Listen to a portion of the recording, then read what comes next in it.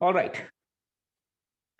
So next cell organelle, students, next cell organelle is ribosomes, and for ribosomes what we have is in the chat box we have, yes, okay, ribosomes,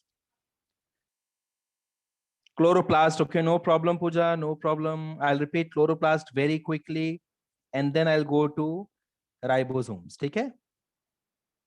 All right, students. So what do we have in chloroplast? We studied these things in chloroplast. Let us repeat chloroplast once.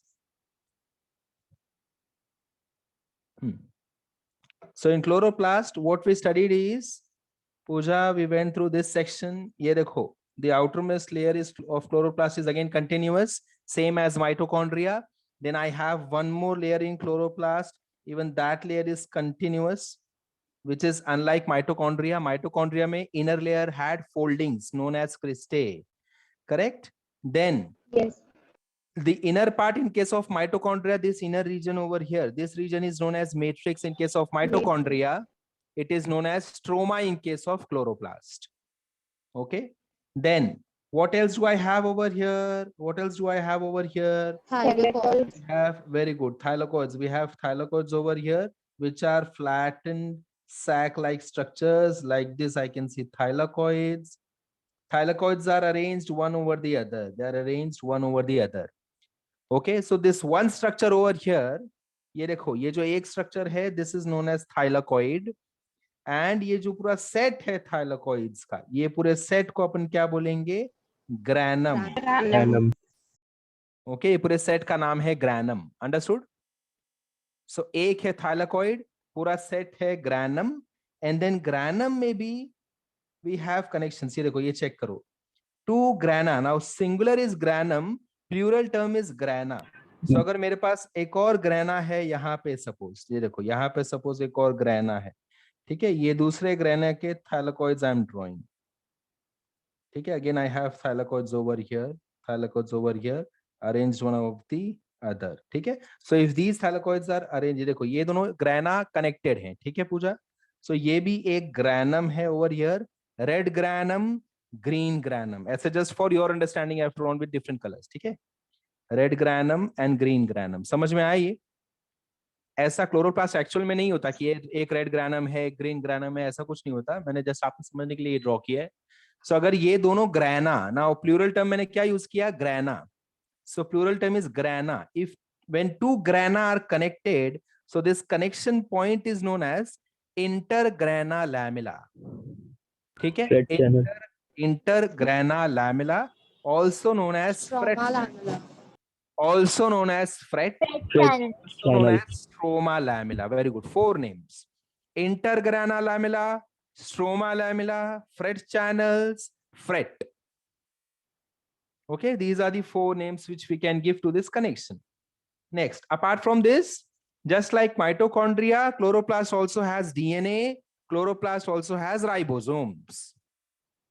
All right. Next, what we studied is inside these thylakoids. Thylakoid के अंदर ये जो section है, ये जो region है, this region inside thylakoid is known as lumen of thylakoid. ठीक है, lumen of thylakoid. Lumen of thylakoid has photosynthetic pigments. Photosynthetic pigments. And these pigments का function क्या है इनका? Absorption of light. They will absorb light and they will perform the first phase of photosynthesis, which is light reaction. Okay, अभी light reaction exactly क्या होता है? This we will study in photosynthesis chapter. Okay, not over here. We are not going into the details of the photosynthesis right now. We are just studying the anatomy of chloroplast. Okay, is that clear? ठीक है, let us go ahead. Yes, sir. Thank you, sir. आज के section पे जाते हैं students. Let us go ahead with today's section. So आज के section में हम क्या क्या पढ़ने वाले हैं? Let me first upload the PPT and then let us see कि where else we can go. है ना, आज अपन कहाँ जा सकते हैं? So this is what we're going to start today, students. Ribosomes. We will start with ribosomes. Okay, we will start with ribosomes. So ribosomes, this structure over here, students, it is non-membranous structure. First thing which you will always have to remember for ribosomes is it is non-membranous structure. Ribosomes is present in eukaryotes as well as prokaryotes. ठीक है, eukaryotes prokaryotes दोनों में होगा. Eukaryotes prokaryotes दोनों में दिखेगा ribosomes. That is the another thing which you have to remember. And next, there are how many types of ribosomes? तो वो बहुत ही इंटरेस्टिंग किस्सा है, चेक करते हैं चलो. So first type is eukaryotic ribosomes, as you can see on the screen, students. First let us read through these segments. क्या हमको पता है ribosomes के बारे में, what all things we know about ribosomes, and then let us segregate, let us understand why do we use this term S after the number. Okay, so eukaryotic ribosomes are 80S and prokaryotic ribosomes are 70S. ठीक है, Swedberg, S stands for Swedberg, as you can see on your screen, students. Look at point, last point check करो, last point check करो. Here S stands for Swedberg's unit. Swedberg's मतलब क्या? Swedberg नाम का scientist था. Swedberg's Theodor Swedberg. Okay, this was his name, Theodor Swedberg. इस scientist ने क्या किया हमारे लिए, स्टूडेंट्स? क्या किया उन्होंने? आपने ये सुना है सेडिमेंटेशन वर्ड सुना है? What do I mean by sedimentation? What do I mean by sedimentation, students? Tell me, what do I mean by sedimentation? Anybody? Anyone? अच्छा, okay, let me give you an example. Suppose there is a glass of water.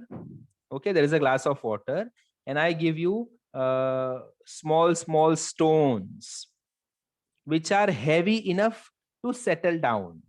Okay, they are not as big, but they are not as small as to float. They will settle down.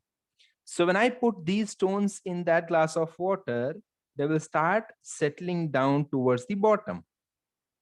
Okay, that is known as sedimentation. Understood?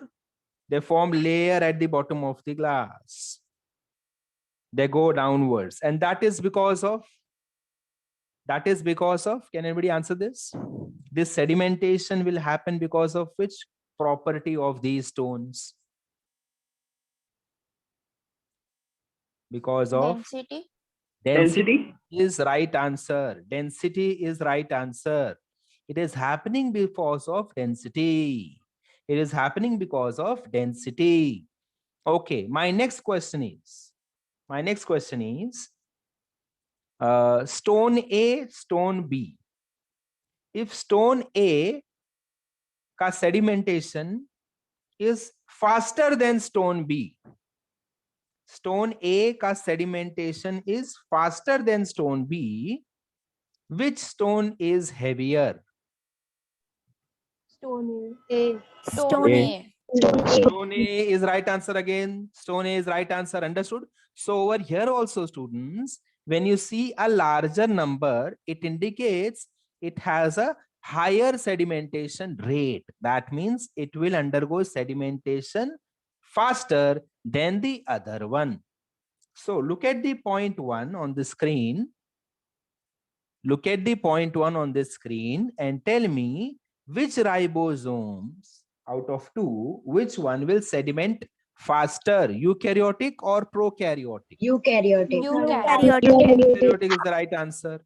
है ना? Eukaryotic के आगे कितना लिखा है? 80S. Now S क्या है? Swedberg. Swedberg scientist identified this technique of differentiating between ribosomes. Swedberg ने ये टेक्निक हमको बताया कि we can differentiate between two types of ribosomes by understanding, by looking at their sedimentation rate. Is this understood? Is this understood, students? Swedberg को बताया Yes, sir. कि we can Yes, sir. differentiate between ribosomes by studying their sedimentation rate.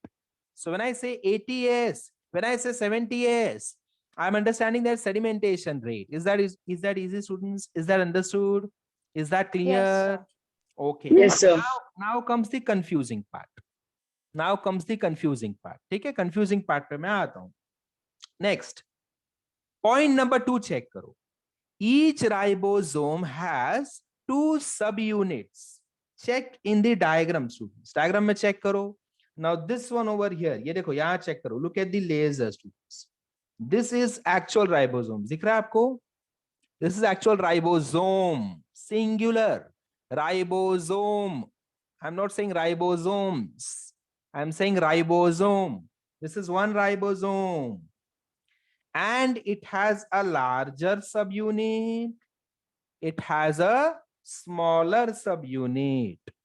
Larger subunit, smaller subunit. Look over here now.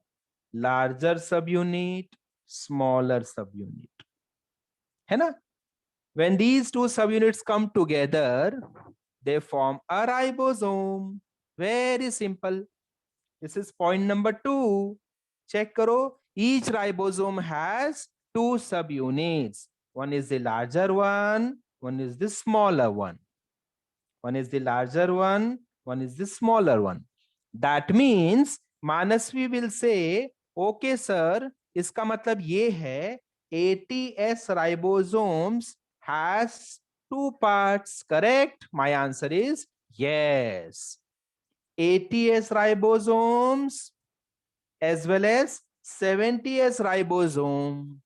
ATS ribosome and 70S ribosome, both of them will have two subunits in them.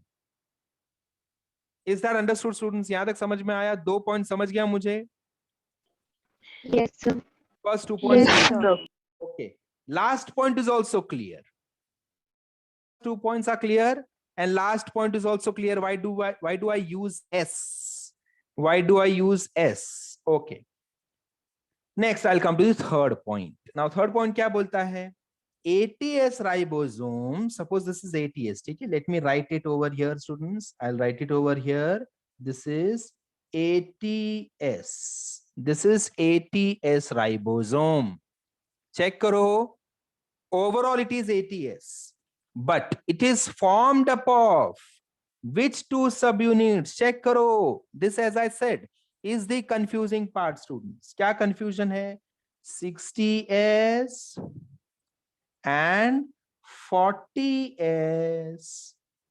60 plus 40, इतना तो maths हमको आता ही है. हमने इतना तो maths पढ़ा ही है, भले हम बायो के स्टूडेंट्स हैं, but we know this much math, है ना?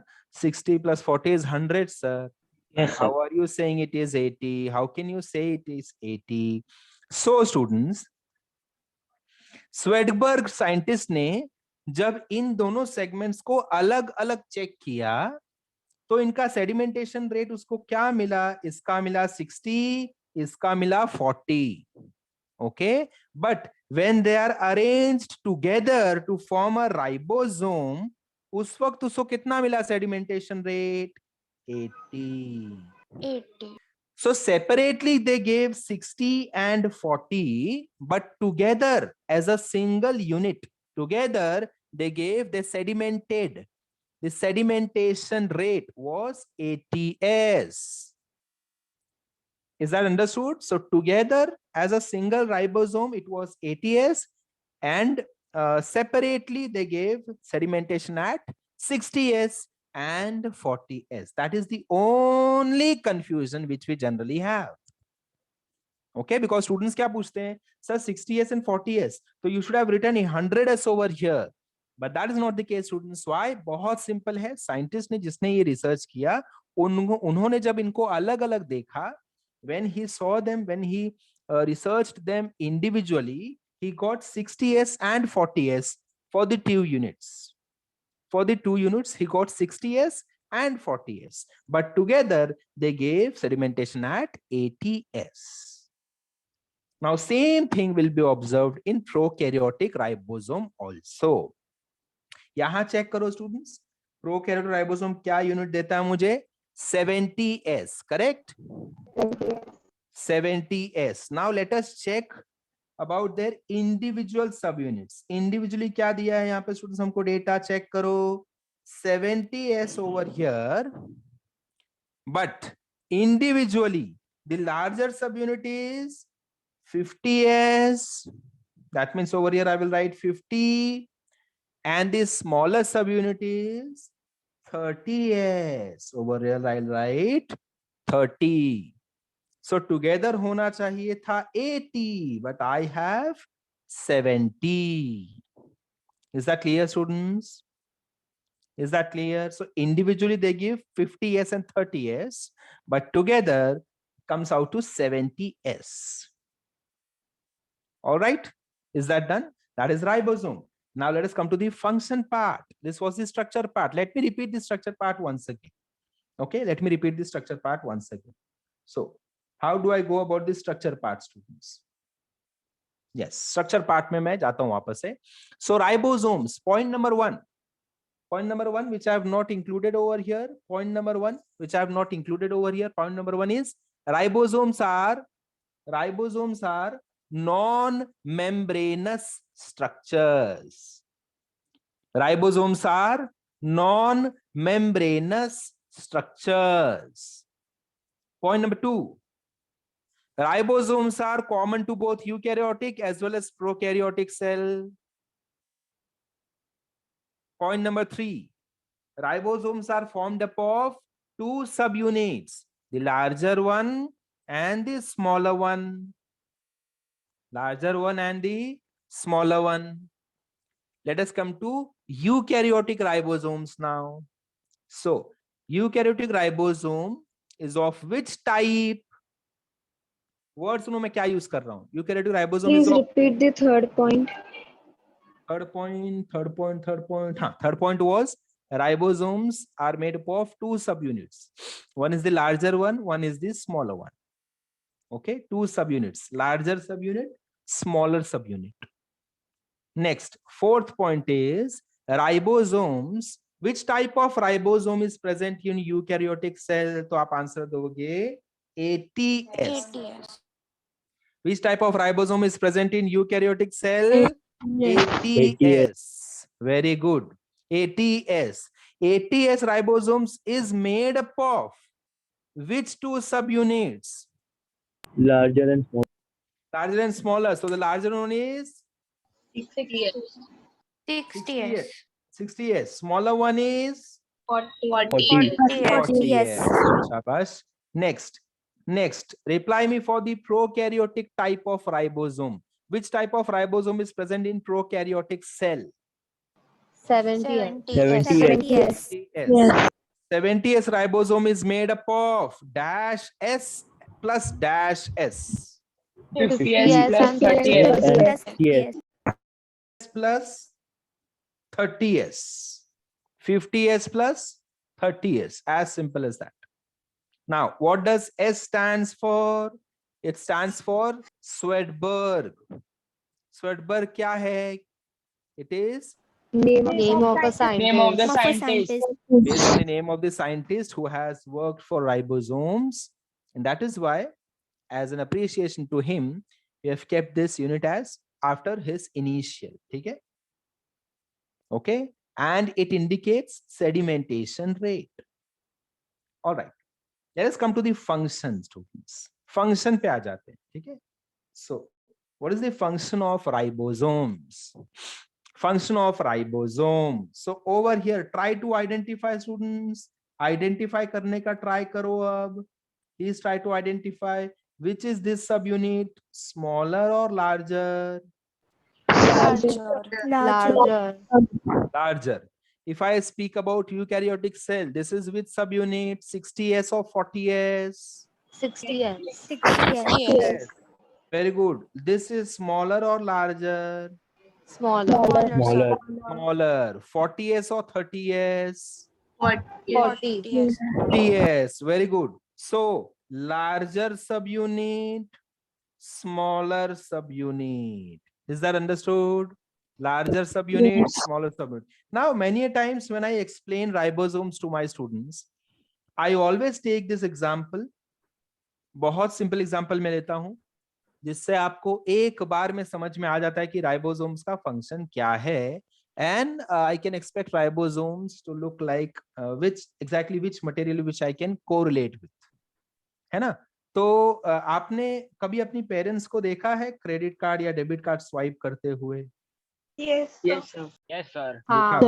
Very good. Yes, sir. तो उसका मशीन ऐसा कुछ रहता है, ऐसा कुछ देखा है यहाँ पे स्टूडेंट, ये जो गैप है ना, ये वाला जो गैप है, इस गैप से कार्ड को स्वाइप करना पड़ता है साइड से, है ना। कार्ड को ऐसे स्वाइप करते हैं और जैसे ही कार्ड को स्वाइप करते हैं, स्वाइप करने के बाद डिटेल्स डालना पड़ता है। अब तो नया मशीन आ गया, नए मशीन में हम क्या करते हैं, कार्ड को भी जस्ट इंसर्ट द कार्ड, है ना। इसके पहले जो मशीन था, जो अभी भी यूज होता है, it is swiping machine. Swipe किया कार्ड को अंदर से, तो आगे का प्रोसेस हम कर सकते हैं। सो वहां पे मैं कैसे कोरिलेट करता हूँ राइबोसोम्स को स्टूडेंट्स, ये वाला जो पार्ट है, this part is the smaller subunit, okay, and this part over here, इतना पूरा major part of the machine, I call it, very good, larger subunit, okay, smaller subunit, larger subunit. Next, जो debit card है, debit card में message है, debit card में message है, तो वो जो डेबिट कार्ड है वो क्या बन गया, mRNA, messenger RNA. Very good Adi, very good Adi, वो बन गया mRNA, messenger RNA, correct students. So हम मैसेंजर आरएनए को इस तरह से स्वाइप करेंगे स्टूडेंट्स, ये देखो ऐसे ले जाएंगे गैप के बीच में से, है ना, गैप में से इस तरह से ले जाएंगे, ये देखो ऐसे ले जाएंगे। तो mRNA को हमने ऐसे ऐसे स्वाइप किया, किसके बीच में से, किसके बीच में से स्वाइप किया, लार्जर सब unit and smaller subunit, larger सब यूनिट एंड स्मॉलर सब यूनिट के बीच में से हमने mRNA को स्वाइप किया। स्वाइप करते ही एक रिसीट बाहर आया, दैट रिसीट इज tRNA. नहीं, it is the protein, it is the protein, protein form हो गया ना। राइबोसोम्स का फंक्शन क्या है, प्रोटीन फॉर्म करना। सो ये प्रोटीन बाहर आ गया, और उस प्रोटीन का क्या वैल्यू है ये आपके डैडी को ही पता है, ठीक है, उस रिसीट का वैल्यू क्या है ये आपके फादर को ही पता है। सो दिखने के लिए तो हमारे लिए एक छोटा पीस ऑफ पेपर है, हम कभी उसको वैसे मोड़ के फेंक देंगे, और आपके फादर जानते कि उसका वैल्यू क्या है। उस छोटे से रिसीट की वजह से आपके फादर कितने पैसे चले गए वो खाली वो जानते। ओके, ऑलराइट स्टूडेंट्स, सो यहाँ भी वैसा ही कुछ हो रहा है, लेट अस चेक क्या हो रहा है, ठीक है, let us check students. So larger subunit, smaller subunit, I can see over here students, this is mRNA, can I say this is mRNA, check करो। हाँ, अब mRNA स्टूडेंट्स, mRNA में ये देखो यहाँ लिखा है इन्होंने, देखो mRNA लिखा है यहाँ पे स्क्रीन पे, दिख रहा है आपको mRNA। Should I zoom this a bit, आपको दिख रहा है सबको clearly? Yes, sir. Yes, sir. हाँ. चलो अब ठीक है, ओके, mRNA दिख रहा है स्टूडेंट्स, मुझे कोडॉन्स भी दिख रहे हैं। इफ यू नो कोडॉन्स क्या होते हैं पता है, mRNA के ऊपर मैसेजेस होते हैं इन the form of triplet, Triple codon. Very good, very good, triplet nitrogen bases. So nitrogenous base जो होते हैं उनको 3-3 के ग्रुप में हम अरेंज करते हैं। सो 3 फ्रेंड, जैसे रेबेका, द्रसिका, प्रिया, इन तीनों को एक साथ हमने अरेंज कर दिया तो ये एक कोडॉन बन गए। द्रसिका, रेबेका, प्रिया, ये एक कोडॉन बन गए। पूजा, देवांशी, जिगर, ये सेकंड कोडॉन बन गया। अद्रिता, पलक, अश्विनी, थर्ड कोडॉन। समझ में आ रहा है? So one codon has how many nitrogenous bases? 3. Therefore students mistake क्या करते हैं मैं आपको बताता हूँ। स्टूडेंट्स मिस्टेक क्या करते हैं, आपने भी किया होगा कभी ना कभी, ये बोलते वक्त आपने ये बोला होगा, mRNA is made up of triplets of codons। अगर आपने ये बोला है तो आपने मिस्टेक किया ही है। triplets of codons, that is wrong। mRNA is made up of codons, each codon is made up of triplets of, absolutely correct, each codon is made up of triplets of nitrogenous bases। मतलब हर codon एक triplet of nitrogenous bases से बना हुआ है। Okay, alright students, every codon is made up of triplet of nitrogenous bases। so आपको mistake भी समझ में आना चाहिए। हमेशा आप अपने नोट्स में ये भी जरूर लिखा करो कि which is common mistake which students do। तो आपको ये समझ में आएगा कि हाँ ये मिस्टेक मैं तो नहीं कर रहा ना गलती से भी, आपको वो मिस्टेक नहीं करना है, खाली उस बात का हमको ध्यान देना है, ठीक है। और कोई और वो मिस्टेक कर रहा है तो आपको उसको बताना भी है। जैसे कि अपने आसपास बहुत बार कुछ ना कुछ लोग, कोई ना कोई लोग बोलते हैं कि मुझे अपेंडिक्स हो गया है ना। करेक्ट है प्रिया, अपेंडिक्स नहीं हो गया है। आपको बोलने का कॉन्ग्रेचुलेशंस, आपको अपेंडिक्स पहले से ही था, आपको अपेंडिसाइटिस हो गया है, ठीक है। Appendicitis means what? Appendicitis means, itis का मतलब क्या बताओ मुझे? Itis means what? ITIS, itis का मतलब क्या है? Inside? नहीं नहीं Disease. नहीं, आइटिस मींस व्हाट? द्रसिका, Swollen. Swollen is right answer. द्रसिका, ये एक्स्ट्रा सेशंस में मैंने कवर किया है फाउंडेशन बैचेस में, where I think Rasika and Manav had attended this session. Itis means inflammation, suffix in biology. Itis means inflammation, ठीक है। So appendicitis मतलब क्या? Inflammation of appendix, समझा? तो कोई अगर नेक्स्ट टाइम आपको बोले मुझे अपेंडिक्स हो गया है, तो make sure as a biology student you should correct him और हर। आपको उनको करेक्ट करना पड़ेगा, आप उनको बोला करो कि अपेंडिक्स नहीं हुआ है आपको, अपेंडिक्स आपको पहले से ही था, मुझे भी है, हम सबको है। आपको अपेंडिसाइटिस हो गया था जिसकी वजह से अपेंडिक्स को कट करके निकालना पड़ा। Understood? Okay students, alright. Yes, sir. So codon is triplet of nitrogenous bases. That is the correct explanation to that. All right, आगे बढ़ता हूं। I'll move ahead. They have already labeled over here students. ये देखो larger and smaller उन्होंने यहाँ पे labelling कर रखा है, राइबोसोम्स भी आपको बता रखा है। नेक्स्ट उन्होंने क्या किया स्टूडेंट्स? अब देखो ये आपको दिख रहा है, ये प्रिया ने ये आंसर दिया था, ट्रांसफर आरएनए, चेक करो। नाउ ट्रांसफर आरएनए क्या काम करता है हमारे लिए? ट्रांसफर नाम से समझ में आ गया मुझे, it is going to transfer amino acids. क्या ट्रांसफर करेगा? क्या ट्रांसफर करेगा? Amino acid. Amino acids. Very good students, very good students, amino acids. This is typical example है जो मैं I will teach you this in grade 12, जहां पे हम पढ़ाई करेंगे molecular basis of inheritance chapter students. वहां पे हम ट्रांसलेशन प्रोसेस को डिटेल में पढ़ाई करेंगे, ट्रांसलेशन प्रोसेस को अपन डिटेल में पढ़ाई करेंगे। ये ट्रांसलेशन प्रोसेस चालू है। I don't know how many of you have recognised this, किन किन को ये समझ में आ गया है already, but this is translation process. Translation process के बारे में सुना है? ट्रांसक्रिप्शन। Yes, sir. हाँ तो ठीक है, कोई बात नहीं, अगर पढ़ा है तो हमको ये पता चली जाएगा, अगर आपने पढ़ा है तो आपको फटाक से मैं याद दिला दूंगा। सेंट्रल डॉगमा ऑफ लाइफ, ये 3-4 वर्ड्स आपने जरूर सुना होगा। Central dogma of life, central dogma of life मतलब क्या पता है? लाइफ का एक लाइफ का एक प्रोसेस, लाइफ का एक सिंपल स्टेप जो बार बार रिपीट होता है, लाइफ का ब्लूप्रिंट की तरह जो एवरी टाइम रिपीट होगा। तो उसमें दो चीजें आती हैं, transcription, translation. Transcription, translation. Now try to go into the term को समझने की कोशिश करो। ट्रांसक्रिप्शन मतलब क्या?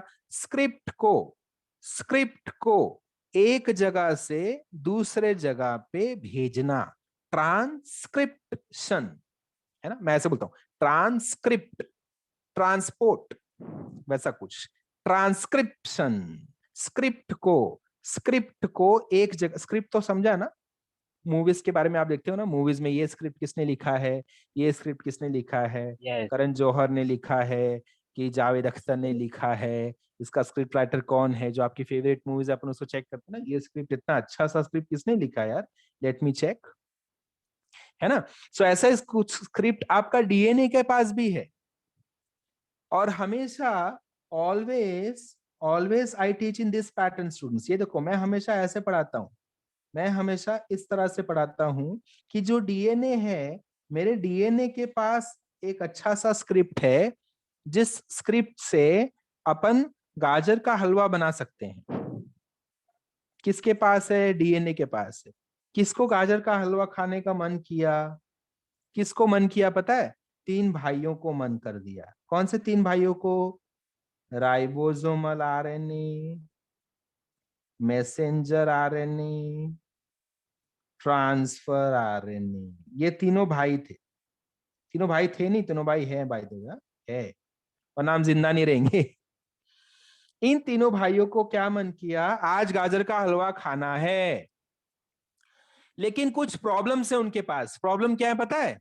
चेक करो प्रॉब्लम क्या है। प्रॉब्लम नंबर 1, उनको गाजर का हलवा बनाना नहीं आता, बट खाना तो है। बनाना नहीं आता लेकिन खाना तो है। नेक्स्ट प्रॉब्लम नंबर 2, गाजर का हलवा बनाने की रेसिपी भी नहीं है मेरे पास। कैसे बनाते वो भी नहीं पता है, किससे बनाएंगे वो भी नहीं पता है, बट खाना तो है। तो अब तीनों ने क्या डिसाइड किया? तीनों ने डिसाइड किया कि let us help each other and let us prepare this गाजर का हलवा। ओके, तो मैसेंजर आरएनए ने क्या बोला? मैसेंजर आरएनए ने बोला कि आई कैन हेल्प। बाकी दोनों ने पूछा कैसे कैसे कैसे कैसे?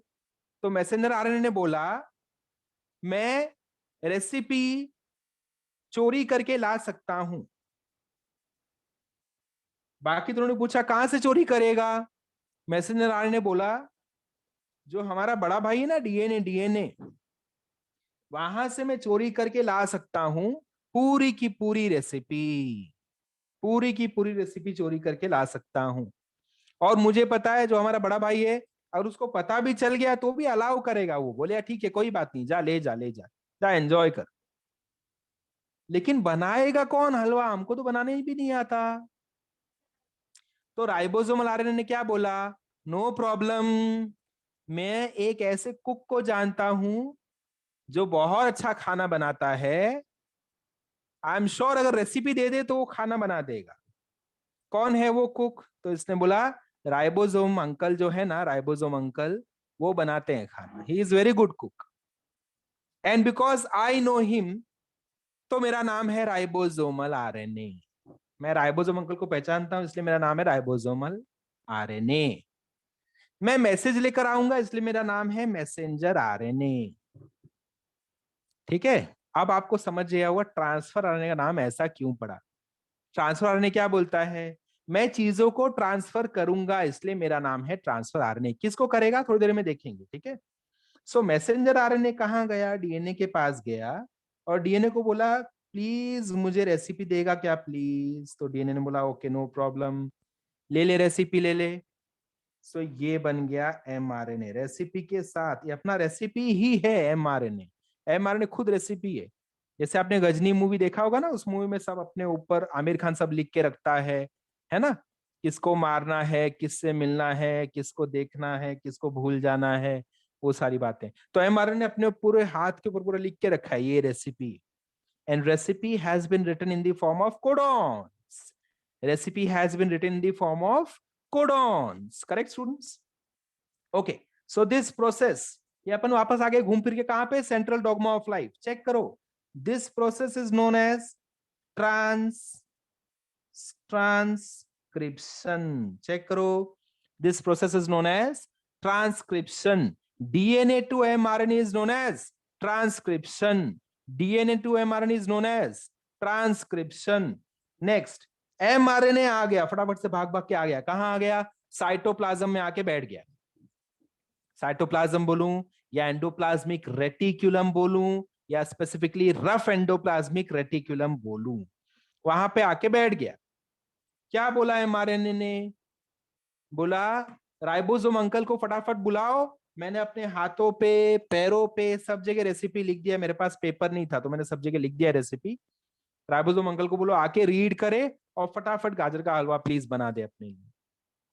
तो राइबोसोम अंकल आए, आके उन्होंने रीड करना शुरू किया। ये देखो, अगर ये mRNA students, if this is mRNA, तो राइबोसोम अंकल कैसे रीड करेंगे? चेक करो, 3 लेटर एक साथ रीड करेंगे, ABC, DEF, GHI, JKL, इस तरह से। एक बार में 3-3 लेटर क्यों रीड कर रहे हैं? Can anyone answer me? Because of the three negative. Because of codons. Codons हैं ऑब्वियसली, है ना। और ABCD यहाँ पे नहीं चलता, यहाँ पे क्या चलता है? AGUC। AGUC कुछ याद आ रहा है? Purine and Adenine, purine. guanine, cytosine, thymine, Good, very Adenine, good, guanine, thymine. uracil. very good. Shabash. Majority of you have replied adenine, guanine, uracil, cytosine. है ना, याद आ रहा है? AGUC. तो AAG, AGA, AUC, AGU, AGC, ACG कोई भी combination में रीड करेगा, ठीक है। सो अब mRNA को रीड कर करके, mRNA को रीड कर करके हमको क्या बनाना है? हमको बनाना है प्रोटीन, जो हमारे स्टोरी के हिसाब से क्या है? गाजर का हलवा है ये, ठीक है। ये कौन बनाने वाला है? कौन बनाने वाला है? राइबोसोम्स। Very good. ये क्या करेगा? स्क्रिप्ट को ट्रांसलेट कर रहा है ना, अपने स्क्रिप्ट का ट्रांसलेशन हो रहा है। स्क्रिप्ट का ट्रांसलेशन होके गाजर का हलवा बनने वाला है।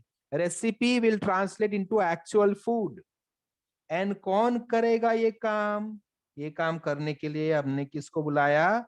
RNA लेकर किसको लेकर आया? बोला ribosome uncle, ribosome uncle please बनाओगे प्लीज, हमारे पास रेसिपी है, आप जो बोलो वो हम लेकर आएंगे, आप प्लीज बनाओ।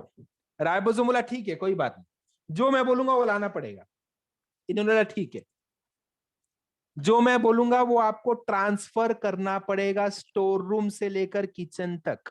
जो बोलूंगा वो ट्रांसफर करना पड़ेगा स्टोर रूम से लेकर किचन तक। कौन करेगा ट्रांसफर?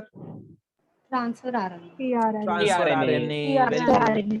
ट्रांसफर RNA क्या बोला? ठीक है, अब मेरा ही काम बाकी, बाकी लोगों ने तो अपने अपने काम कर लिए, है ना। अब मेरा ही काम बाकी है। रेसिपी लेकर आया mRNA, राइबोसोम अंकल को लेकर आया RNA, तो मेरा काम बाकी, I will transfer, no problem. So now amino acids will be transferred students, है ना। सो tRNA RNA सब मिलके क्या करेंगे? आपके लिए प्रोटीन बना देंगे, and that is translation process. Okay students, अब इसमें भी बहुत सारे ट्विस्ट एंड टर्न्स हैं जो आपको अभी समझने की जरूरत नहीं है, जो आपको मैं समझाऊंगा molecular basis of inheritance chapter number 1 2 3 4 5 और 6 इन NCERT सिलेबस, एंड बोर्ड्स के बुक में चेक करना पड़ेगा कहाँ पे है वो चैप्टर। ओके, 12th स्टैंडर्ड में आएगा, अभी नहीं आएगा। 12th स्टैंडर्ड में इसमें बहुत सारी चीजें बाकी हैं, बट वो डिटेल में पढ़ाई करेंगे, अभी नहीं पढ़ेंगे। आपको अभी पढ़ाने की कोई जरूरत नहीं है, आपको उतना नहीं समझना है। जब ये स्क्रिप्ट चोरी करके लेकर जाता है mRNA, उस वक्त DNA उसको रोकता है। DNA क्या बोलता है पता है? DNA बोलता है ये सारा इतना रेसिपी मत लेकर जा, इस रेसिपी के 2-3 पॉइंट्स कट करने पड़ेंगे, बिकॉज तुम्हारे एरिया में बादाम नहीं मिलता, काजू नहीं मिलता, सो ये चीजें निकाल दो। So उसी तरह से there are certain recipes, there are certain messages which do not have to go into cytoplasm. So those points will have to be removed. That is known as splicing. Splicing, tailing, capping. कैसे लग रहे हैं words? Splicing, tailing, capping. But ये actual technical words हैं. ये मेरे story के हिसाब से नहीं. These are actual words which are there in your textbooks also. So ये प्रोसेस अपन तब देखेंगे 12th स्टैंडर्ड में, अभी नहीं देखने वाले। अभी खाली आपको इतना ही समझना था जो मैंने स्क्रीन पे लिखा है। This is central dogma of life. DNA to mRNA, mRNA to protein with the help of ribosomal RNA, transfer RNA, ribosomes and amino acids, production of proteins. That is the function of ribosomes. Is that understood students? So ribosome is the cook. Ribosome is the cook जो खाना बना के देगा हमको। Clear students? यहाँ तक story समझ में आ गई? काफी सिंपल स्टोरी है। अगली बार कोई आपको राइबोसोम्स के बारे में पूछे फंक्शन, तो उसको ये पूरी स्टोरी बताओ और आप भी अपने आप से रिवाइज करो। देखो इशू ये नहीं है कि why do I want to repeat this story and again, मतलब मुझे I have understood very nicely what is the function of RNA, mRNA, tRNA, but thing is When I repeat this story, तो every time अब आपको जब आप भी खुद repeat करोगे 3 दिन बाद 4 दिन बाद, आपको भी क्वेश्चन आना चाहिए कि I have forgotten the role of tRNA, क्या रोल था? तो आपको स्टोरी के हिसाब से समझेगा। टीआरएनए का रोल था ट्रांसफर करना चीजें। गाजर लेकर आओ, शक्कर लेकर आओ, नमक लेकर आओ, नहीं नमक तो नहीं पड़ता ना गाजर के हलवा में, मिल्क ओके मिल्क लेकर आओ, ऐसे वाली चीजें। सो इन चीजों को ट्रांसफर करने का काम किसका था? ट्रांसफर करने का था। So you should be able to recognize the role and importance of each and every unit. Therefore this story is very important, students.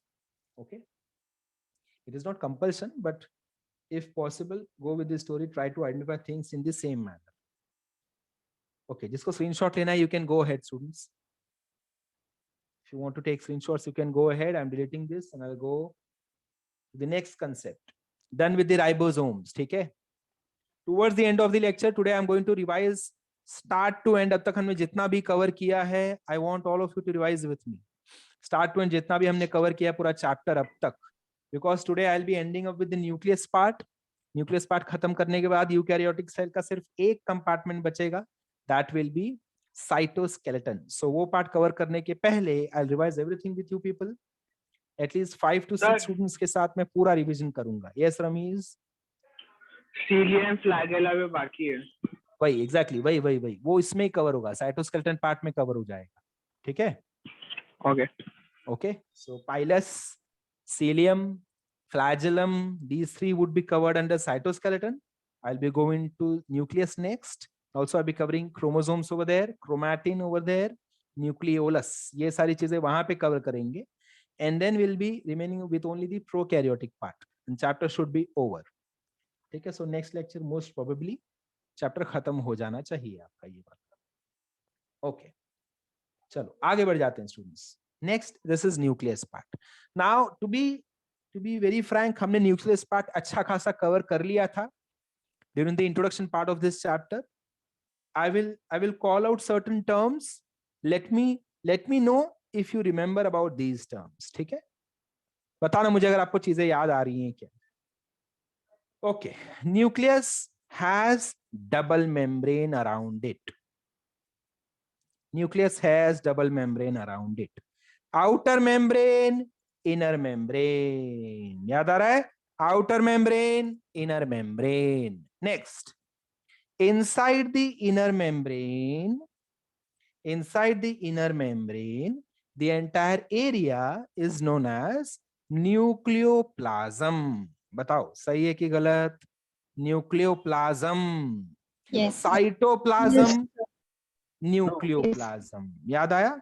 Cytoplasm, nucleoplasm. बहुत इसको कैरियोप्लाज्म भी बोलते हैं, karyoplasm. Even that makes sense, है ना? ये देखो, this region over here students, ये पूरा region, this is entire nucleus. देखो ये न्यूक्लियस है. Okay, do not misinterpret this students. ऐसे मत समझना कि दिस इज न्यूक्लियस, प्लीज. इसको न्यूक्लियस मत समझना. This is nucleolus. Okay, this is nucleus. ये न्यूक्लियस है. और आपका जो स्क्रीन है, या लैपटॉप या आईपैड या मोबाइल, जिसमें भी आप देख रहे हो, that is a cell. Okay, consider that screen as a cell. वो पूरा स्क्रीन आपका सेल है. आपका मोबाइल स्क्रीन पूरा सेल है. ठीक है, ये देखो, ये पूरा सेल है. ये क्या है? आई विल से cytoplasm. Can I say that? This is cytoplasm.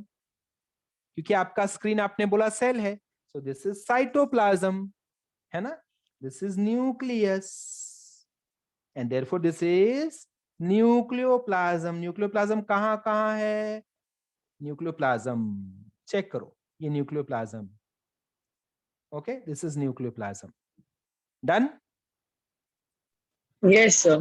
Yes. Okay, शाबाश शाबाश. चलो आगे बढ़ जाए students. Next, it has to membranes, outer membrane, inner membrane, and the space between two membranes, the space between two membranes is around nucleus. This space is around Perinuclear Peri- space. Very good, Nidhi Mehta. Very good, Nidhi Mehta. So the space is known as perinuclear space. अच्छा, आज के दिन के बारे में एक खास चीज है. जो मैंने अब तक नोटिस किए, मैं बताऊं आप आज के बारे में एक खास चीज बताता हूँ, ठीक है। आज के बारे में एक खास चीज है कि आज मैं वो सारे स्टूडेंट्स का रिप्लाई के पहले जो कॉमन स्टूडेंट्स हैं, like I will say Puja Chaurasia, Rebecca, Priya, Drasika, Ramiz, Jigar, ये कॉमन स्टूडेंट्स हैं जो हर बार आंसर्स देते हैं, मानव, ठीक है। उनके अलावा I can see many students जो हमेशा आंसर नहीं देते हैं लेकिन आज काफी जोश में है, काफी आंसर्स दे रहे हैं, ठीक है। I name them, Adi, then Kuljeet, then Nidhi, ये अब तक के कुछ answer, Srishti Panchal, yes Srishti is also there. Srishti Panchal answers normally answers करती है वो, पर आज ज्यादा आंसर्स कर रही है, so I am very happy, very good. Every time, हर बार नए नए स्टूडेंट्स होने चाहिए जो आंसर्स कर रहे हैं, ठीक है। ऐसा लगना चाहिए कि रेबेका को और पूजा को और प्रिया को सबको ऐसा लगना चाहिए कि बाकी लोग भी पढ़ाई कर रहे हैं हमारे साथ, वरना खाली वही लोग आंसर्स करते रहेंगे तो कैसा है, उनको ही कंटाला आ जाए, वही लोग बोर हो जाएंगे। कितने बार रॉन्ग आंसर्स देंगे ना, कभी तो राइट आंसर भी सुनना चाहिए ना, तो आप लोग भी बाकी लोग भी आंसर्स दो, ओके। चलो आगे चलते हैं। So term is very good, term is correctly identified by Nidhi Mehta, because nucleus के अराउंड ये स्पेस है, देयरफॉर अराउंड के लिए हमने क्या प्रीफिक्स बनाया है, peri.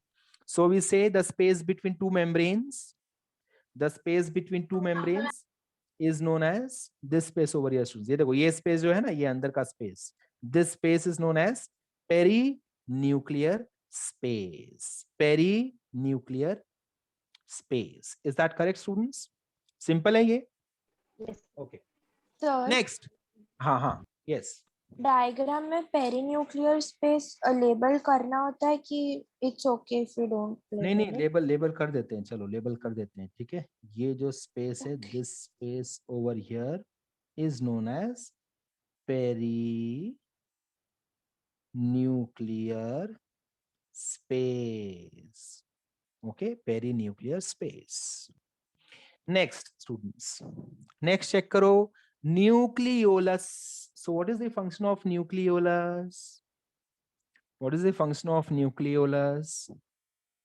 It helps in production of ribosomal RNA, helps in production of ribosomal RNA, very very important, ribosomal RNA।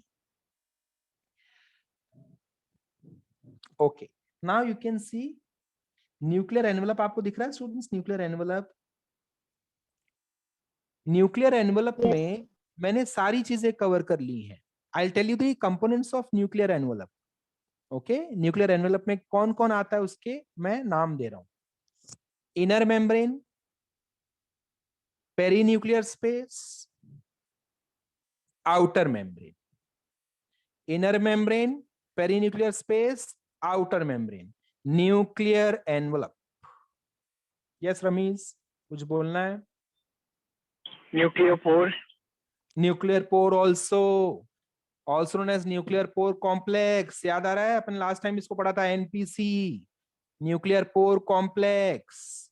And sir यही एरिया क्या से समथिंग सर, हाँ हाँ बोल यही बोल। एरिया में आपने बताया था, inner and outer membrane they combine together to form the nuclear. Perfect. So how do nuclear pore form? याद आ रहा है, हमने ये पढ़ा था students, how nuclear pore form. Nuclear pore are formed by fusion of, very good Rebecca, fusion of, और पूजा ने भी बोला है answer, they are formed by fusion of outer membrane and inner membrane. Very good Ashwini, क्या बात है। अश्विनी की आवाज बहुत दिन बाद सुनाई दी है क्योंकि Ashwini generally answers on the message. okay, fusion of inner membrane and outer membrane results into formation of nuclear pore, and we had also identified another term for this which was known as nuclear pore complex।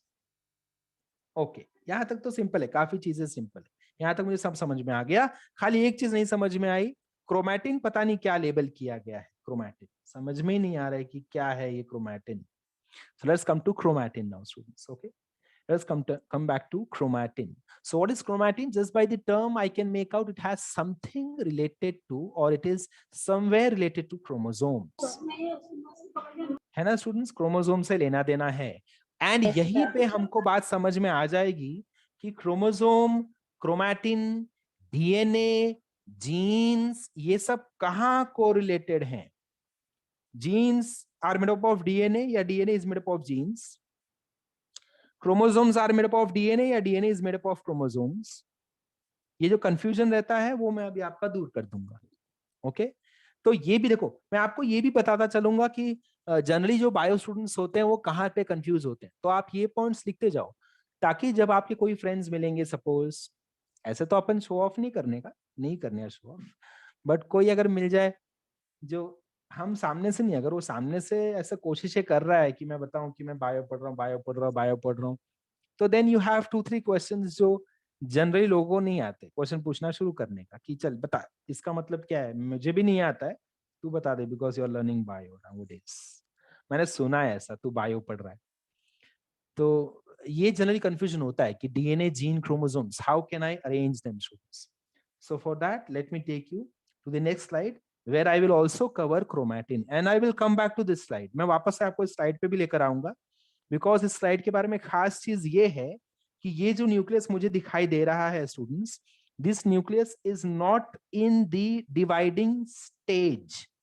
It is not in the dividing stage. Therefore, I can see the genetic material dispersed across nucleoplasm. ये देखो, ये एक room है, ठीक है, ये एक hostel room है, हॉस्टल रूम स्टूडेंट्स. इस हॉस्टल रूम में कौन कौन रहता है? विवेक रहता है, ठीक है, और आदि रहता है. आदि एंड विवेक इसमें रहते हैं. इन दोनों का they are roommates. Okay, roommates हैं आदि एंड विवेक. कितने साल से रूममेट्स हैं? सपोज 2 years, 2 साल से रूममेट्स हैं. Okay, and both are boys. And what do you expect with from them? एकदम क्लीनलीनेस रहेगा क्या रूम में, ऑर्गेनाइज तरीके से. देयर इज रीजन जहां क्यों मैंने यहाँ पे गर्ल्स का एग्जांपल नहीं लिया है, बॉयज का एग्जांपल लेना जरूरी, ताकि हम we can correlate everything with them. Disorganization. Hygiene का ऑपोजिट क्या होगा? ये सारी चीजें we can correlate with them because boys, not because Vivek and Adi है, boys. I can be a part of it. Every boy, I'm sure, obviously there are few exceptions. Boy मतलब कैसा है? He should be careless, he should be casual, he should be disorganized. तो इनके सामान देखो कहाँ है स्टूडेंट्स, ये देखो, अब आपको समझ में आएगा, ठीक है. आदि का टूथब्रश सपोज यहाँ है विवेक के सेक्शन. पहली बात तो इनके बीच में ऐसा डिस्क्रिमिनेशन नहीं है. Boys are never like girls. They do not discriminate.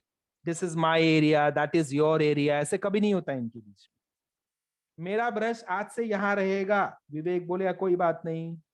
विवेक बोलेगा कि मेरा चप्पल तेरे एरिया में रहेगा, ठीक है, नो प्रॉब्लम. फिर आदि बोलेगा मेरा टॉवल यहाँ रहेगा, ठीक है, नो प्रॉब्लम. फिर विवेक बोलेगा अच्छा ऐसी बात है, मेरा बैट इस एरिया में रहेगा. आदि बोलेगा नो प्रॉब्लम, मैं भी उससे खेलूंगा. ये बोलेगा ठीक है चल. ऐसे. So it would be totally disorganised. But students, जैसे ही मैंने इनको आके अनाउंस किया, मैंने इनको आके अनाउंस किया कि ओके गेट रेडी, तुम दोनों को अलग अलग रूम में जाना है. किसको जाना है अलग रूम में और किसको इसी रूम में रहना, ये मैंने नहीं बताया. खाली मैंने ये बोला तुम दोनों का डिवीजन होने वाला है, तुम दोनों का डिवीजन होने वाला है. तो अब तक जो चीजें डिस्पर्स थी स्टूडेंट्स, ये देखो, अब तक जो चीजें डिस्पर्स थी, मुझे नहीं पता किसकी चीज कौन सी है. अब आप क्या एक्सपेक्ट करते हो जैसे ही अनाउंसमेंट हो जाएगा? What do you expect now? क्या एक्सपेक्ट करते हो विवेक, आदि, बता. अरे दोनों आंसर नहीं कर रहे, दोनों को बुरा लग गया क्या? दोनों ऑर्गेनाइज्ड हो क्या? हाँ पलक, पलक बता. Palak tell me. Somebody has to answer. Nobody is answering. Organize.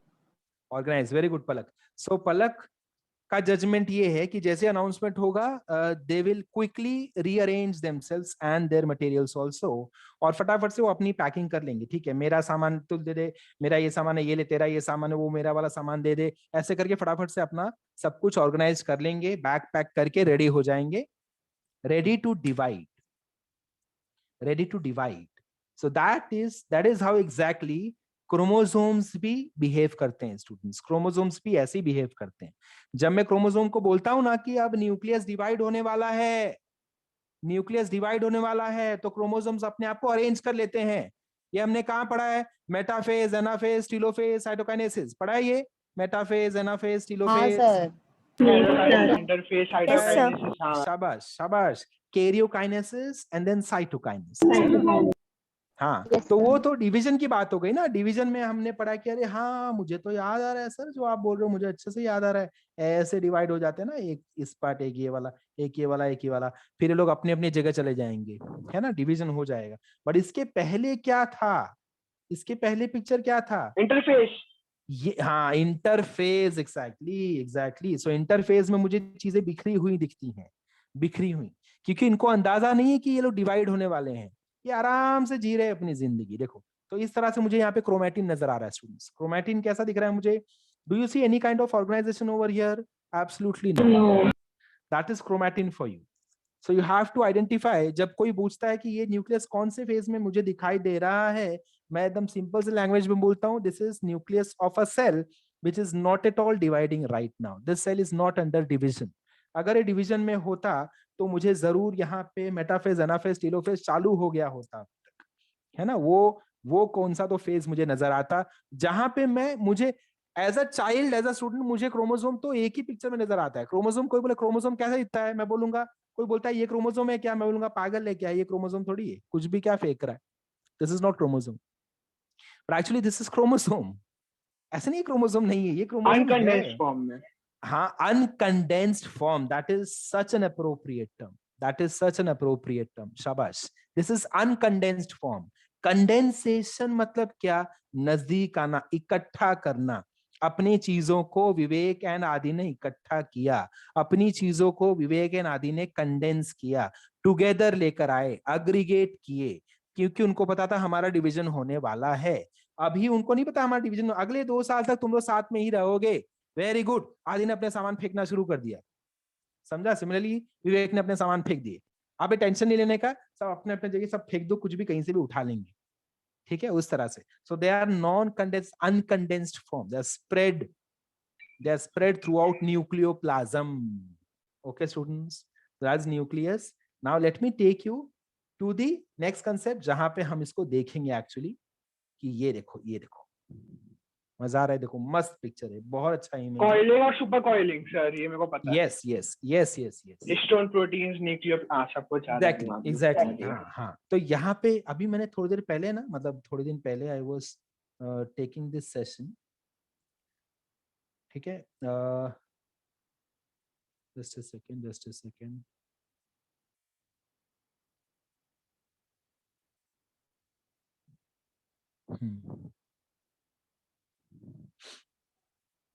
Okay. Yashi is not there in this session. Yashi, no. Okay. ठीक है.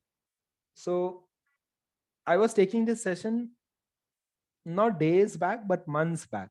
कुछ महीनों पहले मैं सेशन ले रहा था, एंड मैंने सेशन में मेरे ये पूछा था, ठीक है, आप भी ट्राई करो अगर आंसर दे पाओ तो।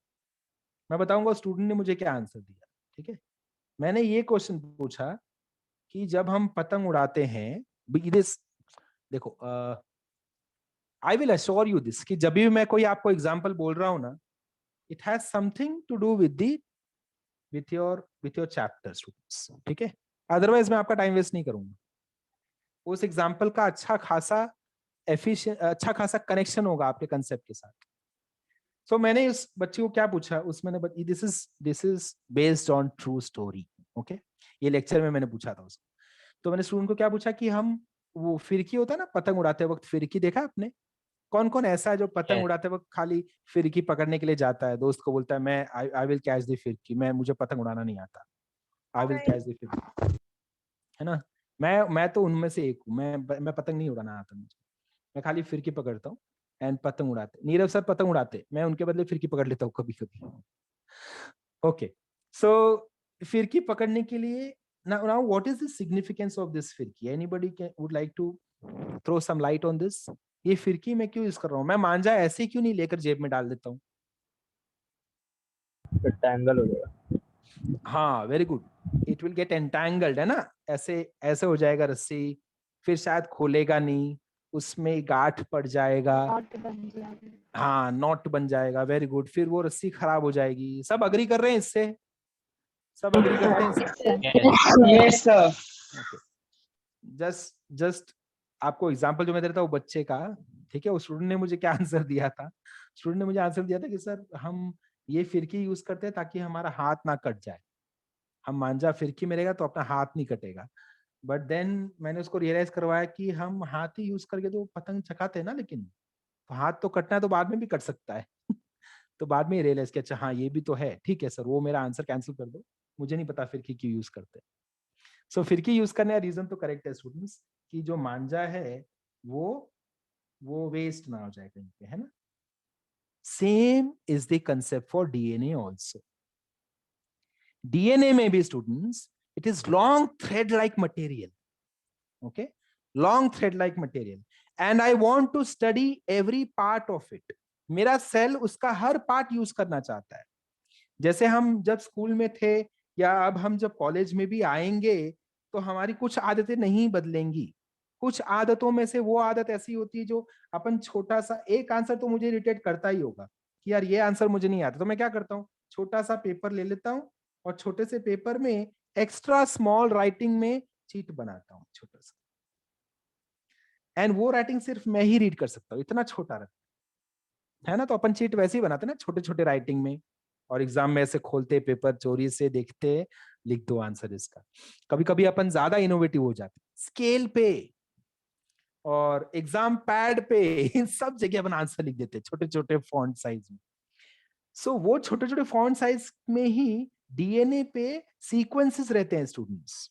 डीएनए पे सीक्वेंसेस रहते हैं जिसको हम बोलते हैं अपने जेनेटिक सीक्वेंसेस, जीन्स। सो उन सारे जीन्स को मुझे पढ़ना है। देयरफॉर मैं चाहता हूं डीएनए किसी ऐसे चीज के अराउंड घुमा के रखा जाए which so that DNA can be read actively, DNA को हम पढ़ सके। जैसे ये है मांझा का पैकिंग स्टूडेंट्स, ये मैं धागे की पैकिंग कर रहा हूँ फिरकी के अराउंड, वैसे ही डीएनए को की भी पैकिंग की जाती है, डीएनए को भी पैकेज किया जाता है। जो रमीज ने बोला ना, रमीज ने टर्म बोला कि coiling and super coiling. DNA को कॉइल किया जाता है। सर मैं एक एग्जांपल दूं क्या? बहुत इजी एग्जांपल दूं? हाँ जरूर दे बोल। सर जो एकदम पुराने फोन्स थे ना, मतलब जैसे कि डायल इन हम लोग कॉइन डालते हैं तो फिर हम लोग मतलब बात कर सकते हैं पब्लिक में। उनके वायर, तो उसका जो लंबा कॉइल रहता है ना, कभी कभी बहुत टैंगल्ड हो जाता है। तो वो एग्जांपल है सुपर कॉइल। करेक्ट है। जो फोन का एग्जांपल रमेश दे रहा था, तो उस फोन में एक्चुअली वायर ही अपन देखते हैं कि ऐसे गोल गोल गोल गोल गोल गोल गोल गोल वायर रहते हैं ना, एग्जैक्टली वैसे ही वायर। तो वो बिगड़ ना जाए इसलिए डीएनए भी ऐसे कॉइल रहते हैं, डीएनए को अपन कॉइलिंग कर करके रखते हैं सेल के अंदर, न्यूक्लियस के अंदर। इमेजिन करो न्यूक्लियस के अंदर इतना बड़ा सा धागा है जो आपको कॉइल करके रखना है। So for coiling it, to make it packaged properly, to pack it, we have certain proteins students. अपन कुछ प्रोटीन्स यूज करते हैं। आपको देखना प्रोटीन्स कैसे दिखते हैं, वो प्रोटीन्स ऐसे कुछ दिखाई देते हैं स्टूडेंट्स, ये देखो ऐसे कुछ, this is 1, okay, this is 2, this is 3 and this is 4, ठीक है। इनके नाम भी हैं, क्या नाम है बताओ इनके, ये देखो हिस्टोन्स। हाँ हिस्टोन्स, करेक्ट है। H2A, H2B, H3 and H4, क्या क्या नाम है, H2A, H2B, H3, H4, ये 4 आगे हैं, एग्जैक्टली इनके पीछे इन्हीं की कॉपीज हैं, एग्जैक्टली इनके पीछे इन्हीं की कॉपीज हैं। सो टोटल कितने H2A है मेरे पास? 2 is right answer. How many H2B I have? 2 H3. Two. How many H4? 2. तो टोटल कितने हो गए स्टूडेंट्स? 8. वेरी गुड, 8 है ना। तो आपने ये तो सुना होगा मोनोमर, पॉलीमर, ये सुना होगा ना, मोनोमर, पॉलीमर। तो वैसे ही टर्म आता है ऑक्टामर। कुछ समझ में आया? ऑक्टामर क्यों आया? Yes, octane, sir. Octane, monomer, polymer, octamer. समझा? Monomer, polymer, octane, octamer. सो इसको मैं बोलता हूं, इस स्ट्रक्चर को स्टूडेंट्स मैं बोलता हूं, this structure is known as octamer. Octamer of histone, जो रमेश ने 2-3 बार टर्म यूज कर लिया, histone. Octamer of histone proteins. Histone proteins. समझ में आई कुछ बात? Octamer of histone proteins. Imagine करो, हमने वो क्यूब, ये क्यूब वाला गेम तो खेला होगा ना कभी ये देखा तो होगा। Rubik cube. Yes, sir. Correct. वैसा कुछ दिखता होगा ये, बट इसमें फर्क खाली है कि खाली 8 स्ट्रक्चर्स होते हैं, only 8, that's it. So imagine करो, अब वो क्यूब आपके हाथ में है एंड आपको मैंने एक धागा दिया, देखो ऐसा कुछ धागा आपको दे दिया है ना। ये क्यूब आपके हाथ में, ये देखो, this is cube suppose, okay. ये आपके हाथ में मैंने धागा दिया, ये डीएनए है सपोज, ऐसा ले लिया मैंने, ऐसे कॉइलिंग करते जा रहा हूं, ऐसा कुछ कॉइलिंग होने वाला है। लेकिन Palak, I hope you can hear me, Palak, now coiling will be like this students. ये देखो, यहां पकड़ा मैंने, स्टार्ट, ये 1 कॉइल हो गया, 1 टर्न पूरा हो गया, ठीक है। ये देखो, यहां से मैंने स्टार्ट किया, I will come back to this point, this is 1 turn, next, बस इतना। 1 मैंने कंप्लीट नहीं किया, 1 and 3/4, ये आऊंगा तो 2 हो जाएगा, बट मैं यहीं पे रुक गया, पीछे ही, समझा? दिस इज 1 and 3/4, 1 3/4 टर्न, मतलब 1 तो पूरा किया और सेकेंड राउंड का खाली 75% पूरा किया, दैट्स इट, मैं आगे निकल गया। इतनी बात समझ में आई? तो मैंने धागे का कितना राउंड मारा, हिस्टोन ऑक्टामर का कितना राउंड मारा मैंने? 2 कंप्लीट तो नहीं हुआ प्रिया, 2 कंप्लीट नहीं होगा, एक सर्कल पूरा कंप्लीट करूंगा एंड सेकंड का खाली 3/4 कंप्लीट करूंगा, 3/4 ऑफ राउंड, दैट मींस 75% खाली सर्कल का, 75% सर्कल का मैं कंप्लीट करूंगा, ठीक है। एंड फिर मेरा लिंक, मेरा डीएनए बाहर आ जाएगा। अब क्या हुआ, एक और हिस्टोन प्रोटीन इमेजिन करो यहां पे आया, फिर इसको घूमूंगा मैं, 1 3/4, देन बाहर गया, देन इमेजिन करो यहां पे एक और टर्म आ रहा है, 1 and 3/4, देन आगे गया। समझ में आया? तो कुछ देर बाद मुझे स्ट्रक्चर देखो ऐसा दिखाई देगा स्टूडेंट्स, ये देखो, ये चेक करो, कुछ देर बाद मुझे स्ट्रक्चर ऐसा दिखाई देगा। Suppose this is my octamer, ठीक है, ये ऑक्टामर इमेजिन करो, 4 दिख रहा है, 4 उसके पीछे, देन 4 दिख रहा है, 4 उसके पीछे, 4 दिख रहा है, 4 उसके पीछे, ओके, ये ऑक्टामर है suppose. And here comes my DNA, I am so sorry, हाँ, here comes my DNA students, okay. So DNA में यहां से स्टार्ट करता हूं, 1 2, निकल गया, वेट, 1 2 पूरा नहीं हुआ, निकल गया, देखो, है ना, समझ में आया? 2 पूरा सर्कल नहीं किया मैंने, 1 and 3/4 ही किया मैंने, देन वापस से इसके अराउंड 1 and 3/4 करके निकल गया आधे में से। रुको, मैं रॉन्ग डायरेक्शन ले रहा हूँ, चेक करो, 1 देन 2 पूरा नहीं किया, इधर आ गया, देन 1 2 पूरा नहीं किया, इधर आ गया, देन 1 2 पूरा नहीं किया, आगे चले गया, इस तरह से। समझ में आ रहा है?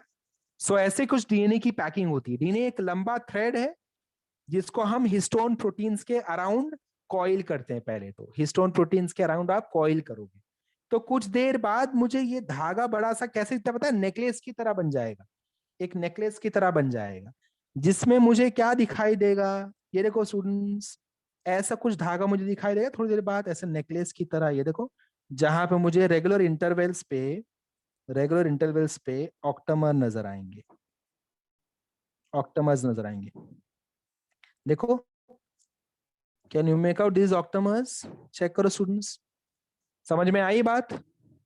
ये डीएनए के दो एंड मुझे दिख रहे हैं, डीएनए के दो end, this one end, this is the other end, and it is coiled around these octamers. सबको समझ में आ रही है बातें? Yes, sir. सर हाँ, बोलो बोलो, पूछो। Any confusion students, please ask me. Rebecca, any confusion? Expression तुम कंफ्यूजन वाला, समझ में आया? अभी भी कुछ नहीं समझा है? Sir, आवाज नहीं आ रही। what is the difference between chromatin and chromosomes? हाँ, मैं आ रहा हूँ, क्रोमैटिन क्रोमोसोम पे आ रहा हूँ। Wait wait, Rebecca, I can't hear you. No no no, I still can't hear you. Yes, Sakshi. Hello. Yes, yes, Sir, Sakshi. can you explain the coiling part? Okay, coiling part. Okay, understood, understood. I'll explain the coiling part again. Okay, Rebecca, what you can do is you can remove the headphone. I think then शायद आवाज आए फिर। ये देखो, I'll start again. If there is any confusion related to this, I mean, I'm sure you'll get it cleared now. Okay, Rebecca, ये देखो students. This is now, first I'll draw the octamer. Okay, पहले octamer draw कर लेते हैं, चलो। So histone octamer मैंने बना दिया students. Regular interval पे histone octamers are there, and then I have my DNA. Okay, so DNA कैसे start होगा coil करना? ऐसे 1 and 2, then again 1 and 2, 1 and 2. तो 2 पूरा नहीं मार रहा है राउंड, एक सर्कल पूरा, एंड सेकेंड सर्कल का 3/4 करके बाहर निकल गया। फिर नेक्स्ट हिस्टोन ऑक्टामर, फिर नेक्स्ट हिस्टोन ऑक्टामर, उस तरह से। एंड देन पूरा ओवरऑल पिक्चर चेक करूंगा तो कैसा दिखाई देगा मुझे? ऐसे बड़ा सा थ्रेड दिखाई देगा जिसपे रेगुलर इंटरवल पे I can see octamer, regular interval पे ऑक्टामर। ये सेम इमेज है, बट इस इमेज को अलग एंगल से मैं देख रहा हूँ, ओवरऑल पिक्चर, ठीक है? ये सेम चीज है, चेक करो। Is this clear now Sakshi? Sakshi, okay. Rebecca, your side?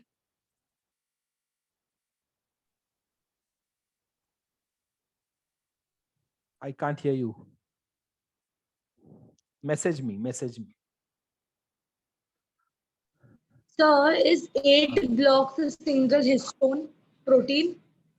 Correct. ये जो octamer है, that is histone protein. Correct. So H2A is a histone protein. H2B is a histone protein. H3 is a histone protein. H4 is a histone protein. So therefore, I have 8 histone proteins, and they form an octamer.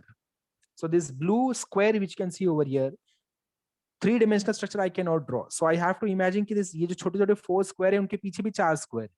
So overall 8 histone proteins around which this DNA is coiling itself.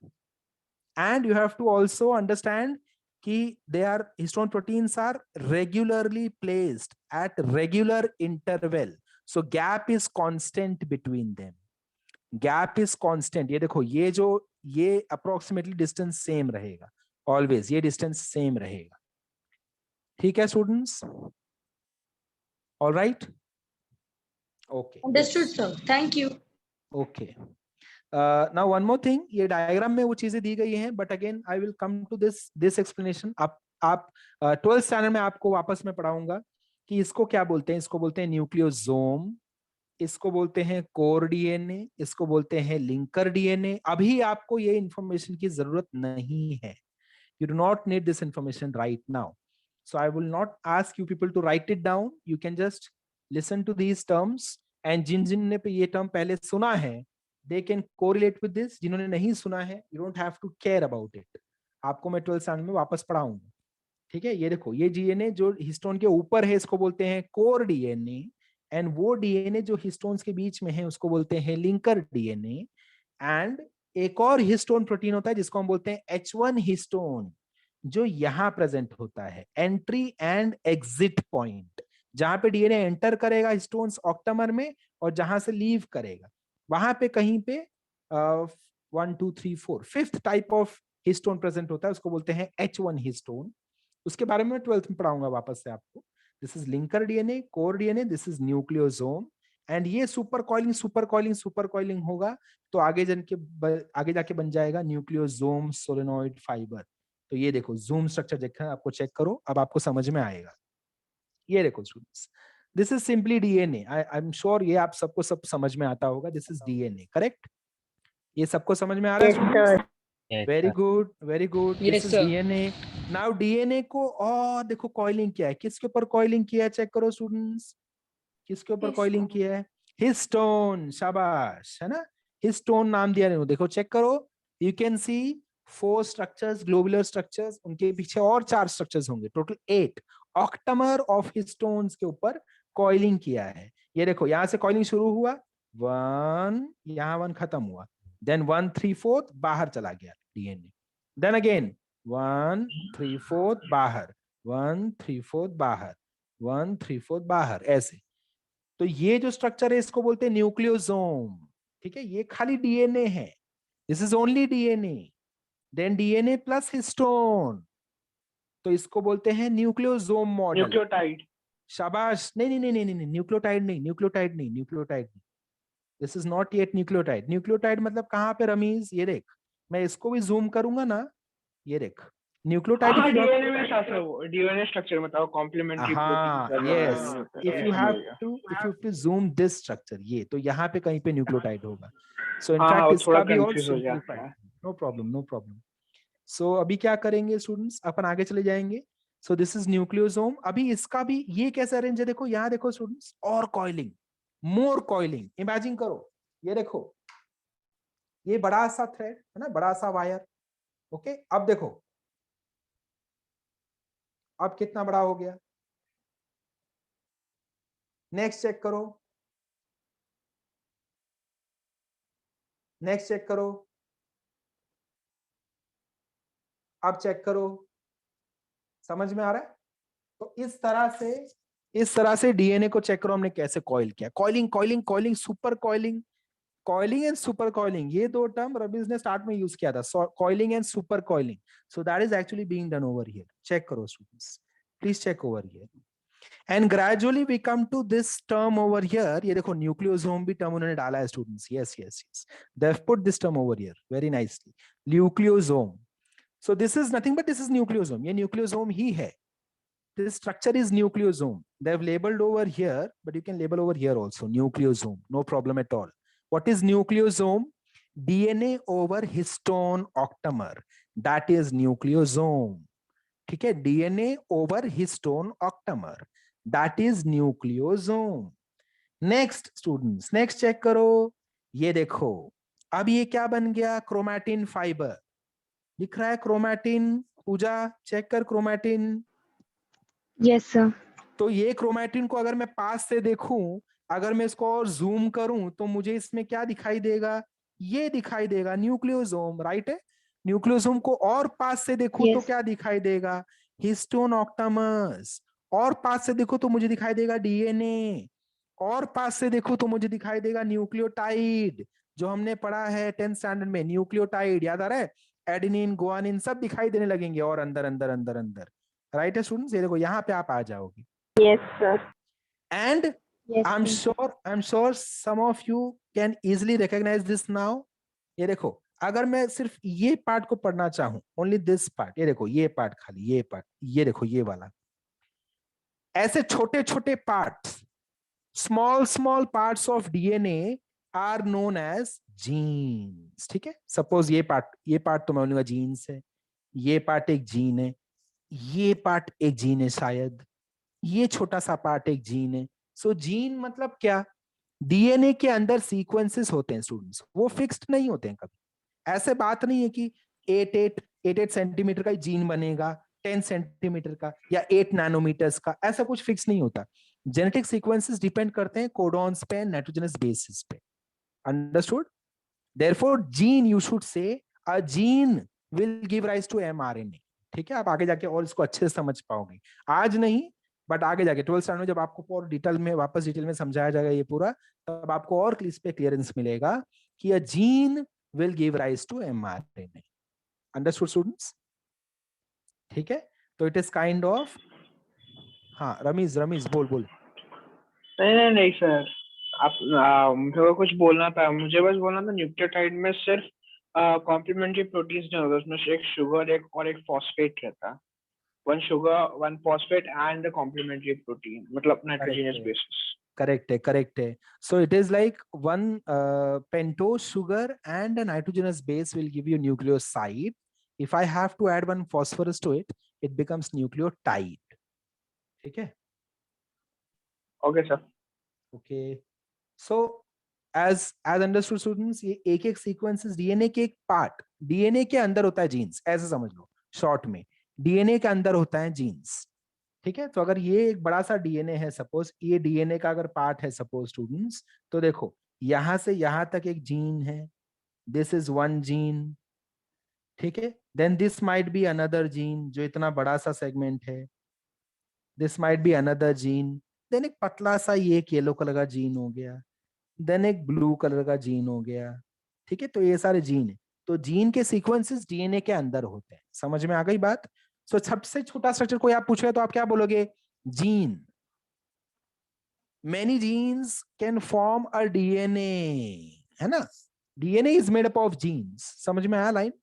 DNA is made up of genes and बहुत सारे DNA, long thread of DNA, super coiling of DNA will lead to nucleosome, which will supercoiling will lead to chromatin fiber, chromatin जो इसके पहले वाले मुझे diagram में दिखा था, chromatin चेक करो students, chromatin thread like structure chromatin, and chromatin जब फ्रीली डिस्पर्स्ड होगा, ये देखो disorganised thread like structure chromatin, disorganised thread like structure chromatin, ये क्रोमैटिन जब ऑर्गेनाइज हो जाएगा तो क्या बन जाएगा?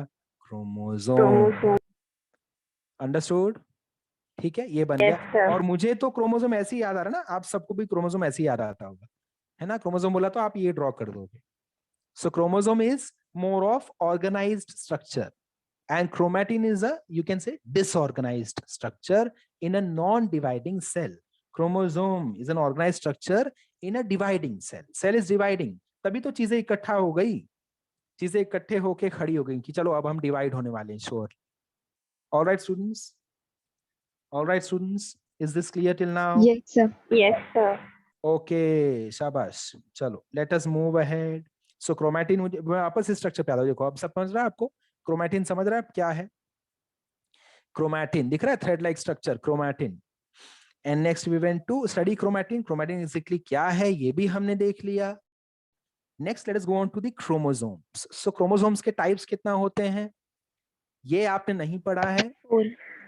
Yes. पढ़ा है सर. अच्छा, okay. 9. So very good. पढ़ा है sir. Very good. So we can go through this even faster then. So chromosomes के भी again we have types depending on the centromere. Centromere कहाँ पे है? Where centromere is situated, depending on the location of centromere, we can have types of chromosomes, students. If centromere is located in the center, we will call it as Telocentric. नहीं. Metacentric is right answer. If centromere is situated in the center, students, the chromosome is metacentric. Center से थोड़ा सा दूर रहेगा तो उसको क्या बोलेंगे? Submetacentric. Submetacentric. Rebecca, your headphone is not at all working. It is not working. Okay. Next, if centromere is towards the end, not just close to end, I will say towards the end. So I will say term is acrocentric. Okay, students, acrocentric. And next, if it is close to the end, close to the tip, it is known as Telocentric. Shabash. The term is telocentric. Is that understood, students? So these are the Yes, 4 sir. types of chromosomes. Yes, sir. Metacentric, submetacentric, acrocentric, telocentric. All right, students? Clear है यहाँ? Yes, sir. हाँ, sir. शाबाश. So Yes, इतना sir. मुझे आज cover करना था. I'll quickly revise whatever sections I've covered up till now, and then we will go to revision. ठीक है students, अब तक हमने जितना भी cover किया पूरे chapter को, I will quickly revise it for you, and then I will expect you people also to revise with me. एक एक करके we will give chance to Sir, जितने one भी good doubt. possible. हाँ रमेश पूछ. Sir, what are kinetochores? Kinetochores. Okay, we will come to kinetochores when we are discussing this in detail. But right now, for your explanation, I would say kinetochores, these are disc-shaped structures which are present near the centromeres, and they will help us during the anaphase and telophase while they are being pulled towards the poles. The sister chromatids, जब इनको हम pull करेंगे, तब हमको help करेंगे kinetochores. Okay, sir, समझ गया. I'll give you one more term for this. क्या बोलते हैं इसको, माइक्रोट्यूब्यूल्स जो हम यूज करते हैं, माइक्रोट्यूब्यूल्स, स्पिंडल फाइबर्स. अच्छा, okay, आप समझ में आ गया. हाँ, so attachment of those spindle fibers happen at this kinetochores. Okay. Okay, sir. Thank you. All right, students. चलो, let us come back to this structure now. So अब तक हमने क्या देखा है उस पे आ जाते हैं. So आज हमने क्या क्या पढ़ाई किया? आज we started with ribosomes, students. Ribosomes are non-membranous structures present in both eukaryotes and prokaryotic cell. Ribosomes are made up of two subunits, the larger one and the smaller one. Next, eukaryote ribosomes are of which type? Over here on your screen you can see. कौन से type के हैं students? Tell me the answer quickly. ATS and 70. ATS and 70S. ATS. Eukaryotic में खाली ATS. Eukaryotic में खाली ATS. Read the line properly. Prokaryotic में कौन सा type है? 70S. 70S. Correct. Prokaryotic में we have just 70S. Okay. Now ATS में components के नाम क्या हैं? Individual subunits के क्या नंबर है? 60S and 40S. 60S and 40S. 60S and 40S. Very good. Prokaryotic में क्या क्या subunits है? कौन से? 50S and 30S. 50 and 30. And 50 and 30 में +10 किया तो आपको यूकेरियोटिक मिल जाएगा 60-40. समझा? 50S 30S में +10 किया तो आपको 60-40 मिल जाएगा यूकेरियोटिक वाला. Okay, next. S stands for Swedberg's unit. है ना? तो Swedberg ने किया था sedimentation के basis पे. He had segregated the types. He had identified the types of ribosomes. What is the function of ribosomes? It helps in synthesis of proteins, which is known as translation process, which is one of the steps of central dogma of life. Next, we did nucleus ka structure, wherein we saw nucleoplasm has nucleolus, chromatin, nuclear membranes, perinuclear space, nuclear pore. Okay, what else we saw? Chromatin ka structure, which is coiled and super condensed form of DNA, histone proteins. By the way, students, histone proteins के अलावा we also have some other proteins which are known as non-histone proteins. ठीक है? Some non-histone proteins are also used for packaging. जो हमने यहाँ पे नहीं बोला. So overall अगर मैं check करूँ तो आपको ऐसे बोलना है answer. For packaging of DNA, histone proteins plus non-histone proteins are used. Okay, histone proteins and non-histone proteins are used. How and when and which ones you will study in 12th standard. Okay, then we went ahead with the types of chromosomes depending on the situation or position of centromere. We have how many types, students? Metacentric, submetacentric, acrocentric, telocentric. These are the 4 types. All right. चलो इसके पहले अब now I'll take you to the start of the presentation. Presentation हमने कहाँ से start किया था, chapter को कहाँ से start किया था, वहां आपको लेकर चल रहा हूँ. ठीक है, तो वो वाला section देखेंगे और quickly फटाफट से chapter को revise कर लेंगे. Sir, Yes. sir, can you please define sedimentation? Okay, sedimentation is settling down of the particles. Settling down of particles. That is the process of sedimentation. So depending on density, the heavier particle would settle down faster. Understood? ये एकदम general definition, not just restricted to DNA. This is just general definition of sedimentation. Okay, students. Chalo. Okay, sir. Thank you. Yes, most welcome. I will go to the presentation. For दो students Sir, जिन्होंने कुछ part miss किया होगा, yes बोलो बोलो Srishti. I had sent you a chat. Okay wait. हाँ बाप रे, बहुत सारे चैट बॉक्स मैसेजेस हैं. Chlamydomonas, okay okay okay. Chlamydomonas के लिए you will have to wait for plant kingdom animal kingdom chapter. वहां पे अपन इसको देखेंगे. We will classify it very properly over there. Okay, not now, right now नहीं. ठीक है सृष्टि Panchal.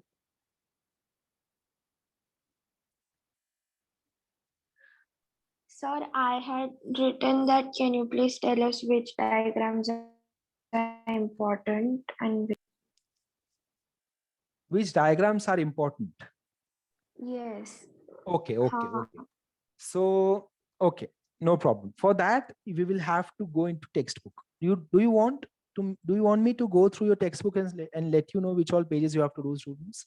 We have covered significant amount of chapter now. So if you want, I can help you with the page numbers. You can start referring your textbooks now. Also, students, we have our Telegram channel of Catch 25 Science Academy. You can join that channel also. I'll send you the joining link. What do you have on that channel? Now, Telegram, as you people must be knowing, WhatsApp group में कैसा होता है students? If I join today and अगर group 2 साल पुराना है तो मुझे पुराने chats नहीं दिखाई देते.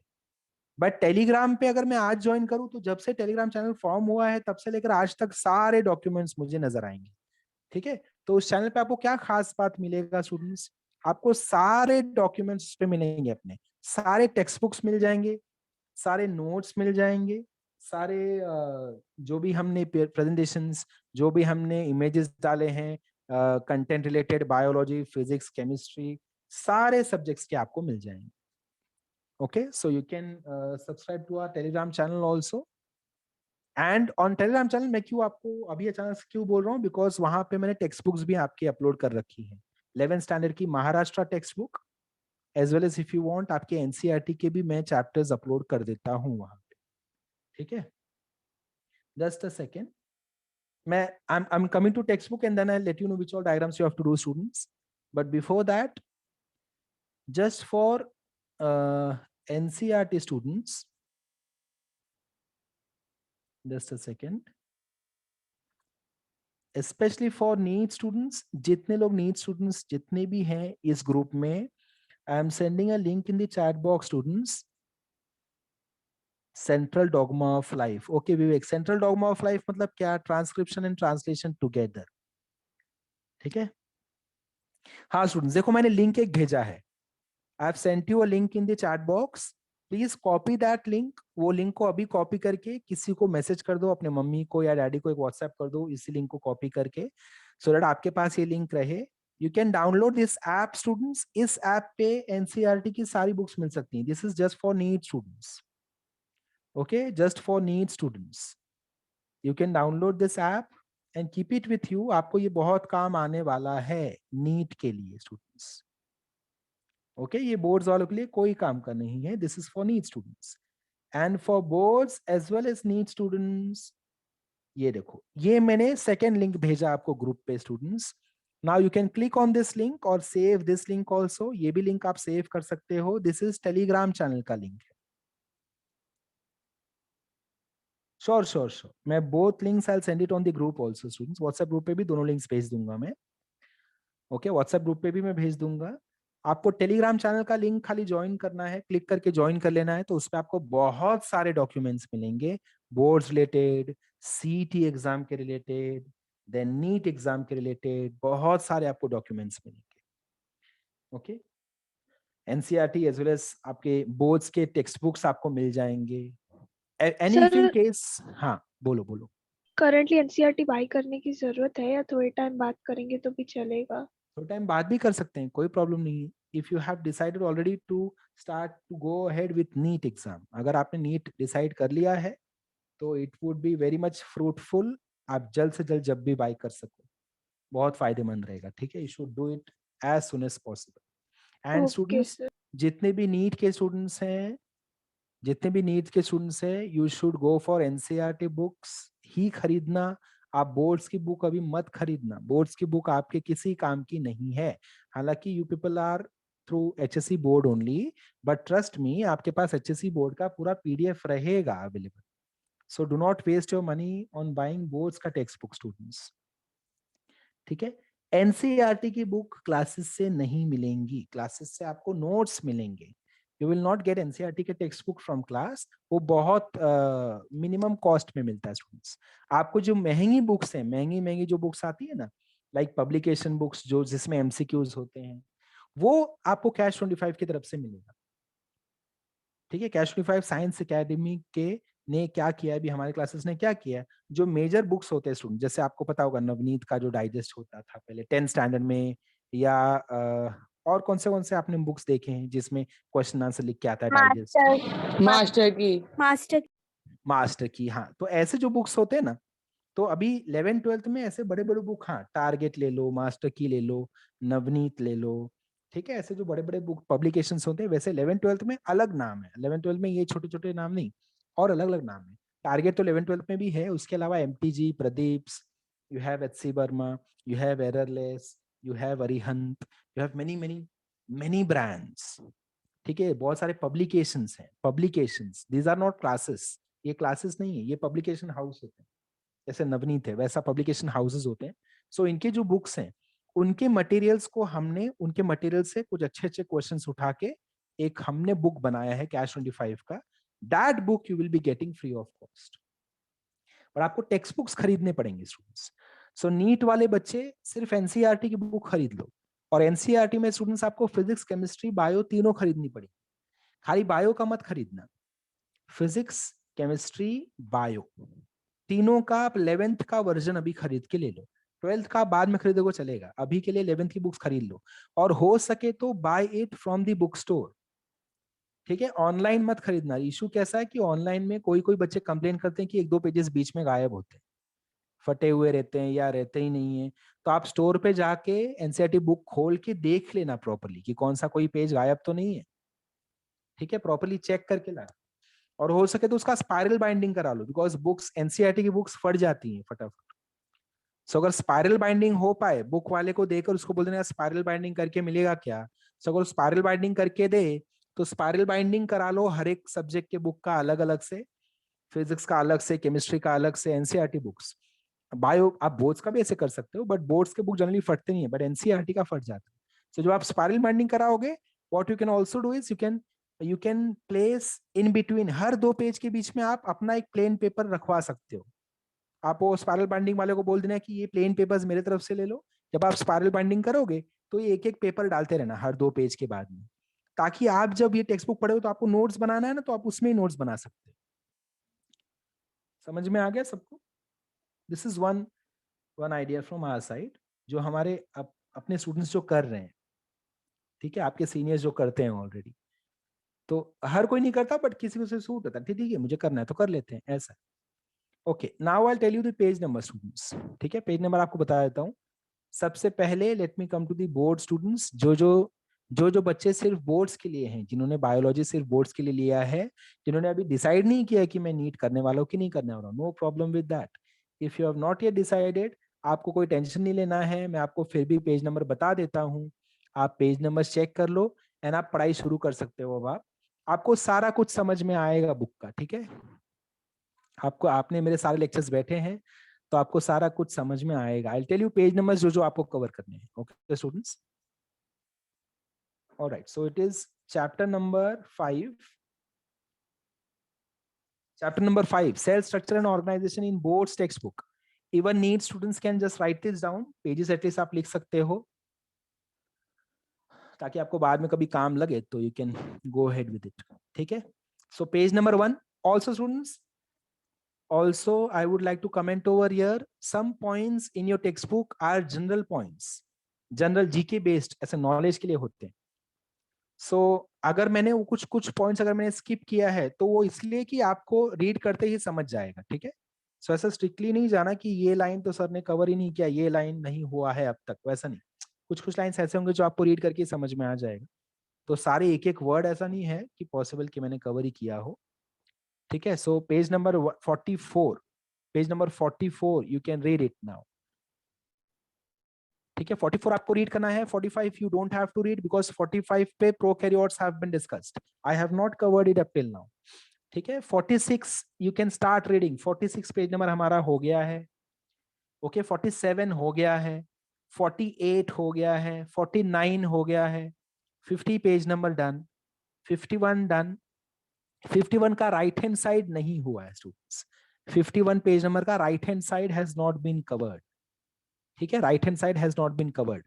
कोई अगर ये पूरा नोट डाउन कर रहा है तो ये लेक्चर के बाद व्हाट्सएप ग्रुप पे भी एक बार डाल देना, बोर्ड्स के बुक से ये चीजें हो गई हैं, ताकि किसी को बाद में अगर कोई भूल गया, किसी को नहीं मिला तो they can refer your message. Okay, page number 51. 44 से हमने स्टार्ट किया. I will repeat. 44 page number you can do, you can read it. 45 page number you don't have to do because prokaryotic cell discuss किया है. I have not covered it up till now.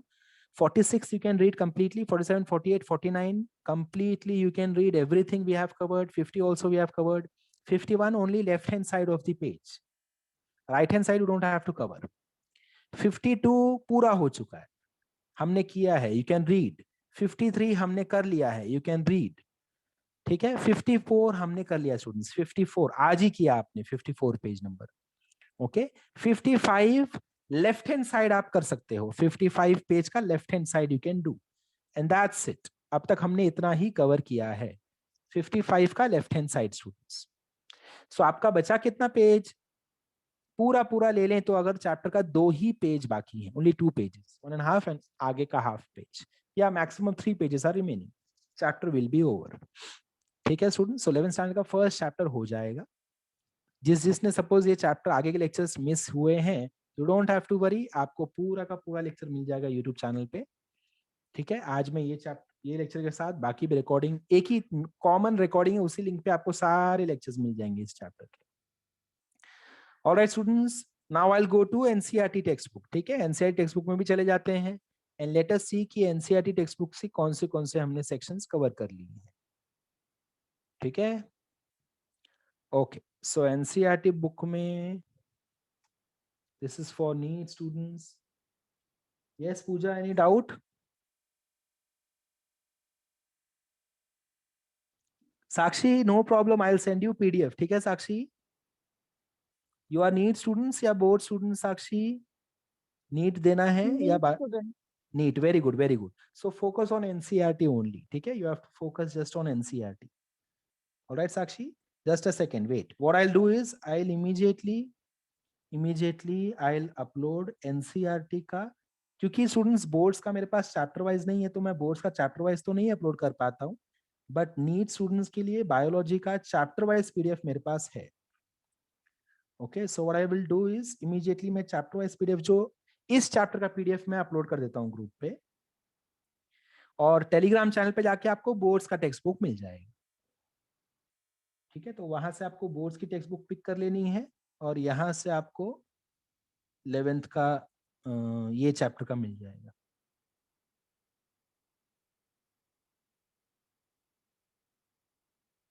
Sir, so the NEET students have to pay attention only to the NCERT textbooks, ना? Correct. देखो कैसा होता है कि देखो जन, मैं आपको एकदम फ्रैंक किस्सा बताता हूँ. ठीक है students, first raise your hand, कितने लोग नीट नहीं सिर्फ बोर्ड्स के लिए बायोलॉजी, कितने लोगों ने ये सिलेक्ट किया है या करना चाहते हैं? Raise your hand. How many of you are just there for boards, मतलब you don't want to give medical entrance exam? हाँ, इसमें फार्मेसी स्टूडेंट्स भी इंक्लूड हो जाएंगे. Students who are targeting pharmacy, उनको भी नीट नहीं देना पड़ेगा, सिर्फ बोर्ड्स एंड फार्मेसी का एक एंट्रेंस आएगा MHCET, वो CET देना पड़ेगा बस. हाँ देखो, we have only 4 students, right? Okay, so apart from these 4 students, my recommendation for you is, जो बाकी के स्टूडेंट्स हैं उनके लिए मेरा ये एडवाइस है, एंड ये एडवाइस अभी प्यार से दे रहा हूँ, बाद में जबरदस्ती दूंगा. ठीक है, अगर नहीं मानोगे तो. आप लोगों को सिर्फ NCERT पढ़ाई करनी है, सिर्फ NCERT, उसके अलावा कुछ भी नहीं पढ़ना है. हाँ, नो प्रॉब्लम, कोई प्रॉब्लम नहीं है. बोर्ड्स का बुक खरीद लिया तो कोई प्रॉब्लम नहीं है, उसको खोलना मत बस. ठीक है, किसी काम का नहीं है अभी वो. वापस दुकान वाले से कुछ अगर लिखा नहीं उसके ऊपर तो एक्सचेंज करवा ले, दुकान वाला एक्सचेंज कर ले. So I marked it just now, the page numbers. Pencil ना कि पेन? Pencil. हाँ good, then erase it and give it back to him. उसको बोलना मत पेंसिल से मार्किंग किया था, वो चेक नहीं करेगा। फिफ्थ चैप्टर तक नहीं जाएगा, उसको लगेगा मार्किंग किया भी होगा तो फर्स्ट चैप्टर में किया होगा, तो फर्स्ट यहाँ वहाँ चेक करके रख लेगा बुक को वापस। Okay sir. ओके, ये देखो मैंने आपके ग्रुप्स में सेंड कर दिया पीडीएफ, ये एनसीईआरटी वालों के लिए, नीट वालों के लिए। दिस इज आपके ये जो चैप्टर चालू है उस चैप्टर का पीडीएफ मैंने भेज दिया। और जिन 4 बच्चों ने हैंड रेज किया है उनको बोर्ड्स की टेक्स्ट बुक कंपलसरी खरीदनी है। अभी के लिए अगर आपने खरीदी नहीं तो नो प्रॉब्लम, आपको टेलीग्राम चैनल पे ये पूरा बुक का पीडीएफ मिल जाएगा, पूरे बुक का पीडीएफ मिल जाएगा। ओके, कुलजीत, स्वाति, हाँ सर। आदि and Srushti Panchal, any doubts regarding this? No sir. Okay, very good. No, sir. Okay, shabash. No, so sir. board students have to focus on chapter number 5. So अभी मैंने जो page numbers बताए हैं वो इन 4 बच्चों के लिए हैं जिन्होंने डिसाइड कर लिया है कि वो बोर्ड्स के लिए खाली बायो परस्यू करने वाले हैं। ठीक है, मैं जब पढ़ाया करूंगा तो मैं खाली एनसीईआरटी ऐसे में नहीं पढ़ाऊंगा कि मैं ये एनसीईआरटी से पढ़ा रहा हूँ, मैं ये यहाँ से पढ़ा रहा हूँ, नहीं। वो जो कंसेप्ट है वो दोनों बुक्स में सेम है, कुछ अलग नहीं है, दोनों बुक्स में सेम है। एनसीईआरटी में थोड़ा सा ज्यादा है, ऐसा आप बोल सकते हैं। ठीक है, तो अगर ऐसी कोई चीज होगी जो एनसीईआरटी में दी है बोर्ड्स में नहीं दिया है तो मैं वो बोल दूंगा लेक्चर में कि इसमें बोर्ड स्टूडेंट्स को they don't have to focus now और they may relax a bit, they may sleep for 15 minutes, ऐसे मैं अनाउंस कर दूंगा। And similarly for NEET students कि now NEET students can sleep for 15 minutes more, अब तक तो सो ही रहे थे, अभी भी सो सकते हो, ऐसे मैं बोल दूंगा। तो आप अकॉर्डिंगली अपना स्लीपिंग टाइम मैनेज कर सकते हो। ओके, सो बोर्ड्स के बाद let us come to NEET students now. ठीक है, सो नीट स्टूडेंट्स में अगर अपन आ गए उनके लिए, तो नीट के बच्चों आपको मैंने पीडीएफ आपको अभी सेंड किया है, उस पीडीएफ को अगर आप ओपन करोगे तो you have to start from page number, मैं आपको बताता हूँ कहाँ कहाँ आपको कवर करना है। ठीक है, स्टार्टिंग में जनरल नॉलेज बेस्ड सारा कुछ है, तो आप वो अपने आप से रीड करके समझ सकते हो, कुछ ना समझे तो you can ask me. Page number 125, page number 126, ये सब हमारा हो चुका है। ठीक है, 125, 126 डन। 127 आपको नहीं करना है, प्रोकैरियोटिक सेल के ऊपर है, तो वो मैंने अब तक कवर नहीं किया है। ठीक है, 128 not to be done up till now, अब तक मैंने कवर नहीं किया है। So 127, 128 do not read. 129 students, 129 का जो यूकैरियोटिक सेल्स है वहां से आपको पढ़ाई चालू करनी है, उसके ऊपर का अभी आपको नहीं पढ़ना है। ठीक है, 129 लास्ट पैराग्राफ आपको रीड करना शुरू करना है, एंड यहां से you can keep on going, you can keep on going. ठीक है, एंजॉय करते रहो, एंड तक चले जाओ। कहां तक? पेज नंबर 136 तक स्टूडेंट्स। पेज नंबर 136 पे आपको दिया है, लास्ट पैराग्राफ दिया है साइटोस्केलेटन, वो नहीं पढ़ना है, वो मैंने कवर नहीं किया है। साइटोस्केलेटन जो रमीज आज बात कर रहा था, पिलाए, फ्लैजेलम, सीलियम, इनके बारे में जो मैंने अब तक कवर नहीं किया है। सो पेज नंबर 136 पे you have to do only till ribosomes. Ribosomes you can study, then again you have to go to page number 138 directly, 138 पे चले जाओ, वहां से you can start studying nucleus. Nucleus हमने आज कवर कर लिया। 138 you can study, 139 you can study, and that's it. 140 पे छोटा सा पार्ट दिया जो मैंने अब तक कवर नहीं किया है, तो वो you can avoid as of now.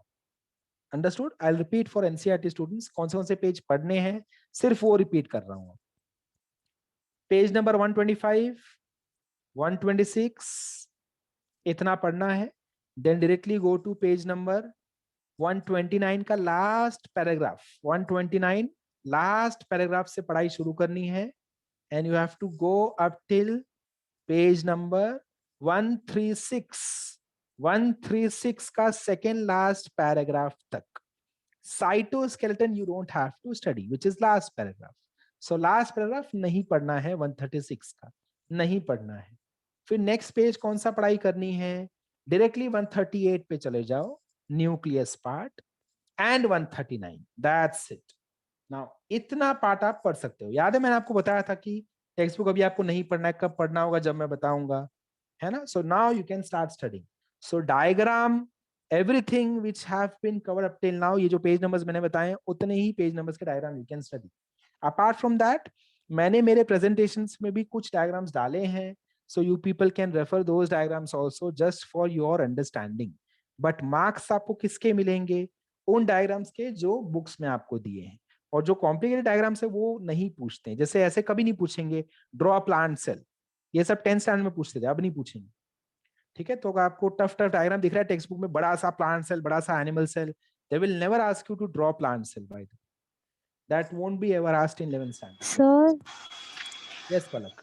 Sir तो डायग्राम्स ड्रॉ करने का प्रैक्टिस नहीं करना पड़ेगा ना?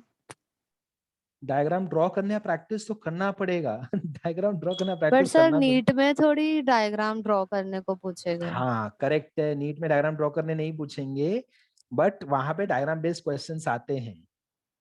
तो सर लेबलिंग सीख लेंगे ना? Ah, surely you can do that. This is very smart student. Good approach. I Palak. will. You can do that definitely. कोई problem नहीं है। Labelings you have to go through labelings. आगे जाके NEET students के लिए मैं जो मेरे टूल्स एंड जो आर्म्स एंड एम्युनिशंस हैं जो मैंने प्रिपेयर किए हैं for NEET students to crack NEET exam, तो वो भी मैं आपको दूंगा, जिसमें ये पलक वाला भी जो दिमाग पलक ने लगाया वो दिमाग हमने ऑलरेडी लगा दिया है वहां पे, सो वो आपका काम हो जाएगा। Okay Palak, labelings I have removed and I have prepared a PDF wherein आपको डायग्राम्स के लेबलिंग्स ही मैंने गायब कर दिए हैं, उसके बदले बॉक्सेस डाल दिया है जहां तुझे बताना है कि इसका नाम क्या है, इसका नाम क्या है, इसका नाम क्या है। ठीक है Palak, so you don't have to do that job, वो already done. Okay sir. Good. Okay students, so I hope you can start reading now. Reading wala part you can immediately start, and I hope there is no confusion. NEET students do not have to do boards का textbook पढ़ना भी नहीं है। ठीक है, आपके मन में आप खुश हो सकते हो कि ये मुझे पढ़ाई नहीं करनी है। अगर आपको ये टेंशन आ रहा है कि अगर मैंने बोर्ड्स का बुक नहीं पढ़ा तो मैं बोर्ड्स का एग्जाम कैसे दूंगा या कैसे दूंगी, तो उसका टेंशन आप मेरे ऊपर छोड़ दो। I will prepare you very nicely for boards exam also, that is my assurity. Okay, and I'll make sure कि my entire team of physics and chemistry teachers will also help you accordingly, so that you will score very good marks in But boards. sir, we'll need the books for college, right? Boards book की बात कर रहे हो द्रसिका? Yes, sir. For college. हाँ college में, but college they do not demand for hard copy, and second thing is we are not at all sure कि कब college खुलेगा। So don't worry, कॉलेज में अगर आप एनसीईआरटी बुक लेकर भी बैठोगे तो कोई कुछ नहीं करेगा, कोई ऐसे नहीं बोलता नहीं बोर्ड्स का बुक कहाँ है, ऐसे कभी बोला तो बोल देना भूल गई मैं, कल लाती हूँ, हो गया। डांटेंगे। ओके ऑलराइट स्टूडेंट्स, ठीक है, so it is already 3:30। Next lecture जब अपन स्टार्ट करेंगे तो पहले अपन रिवीजन करेंगे and then we will go ahead with the remaining part. Okay students, alright, thank you very much. हाँ बोल Sir, I had a doubt that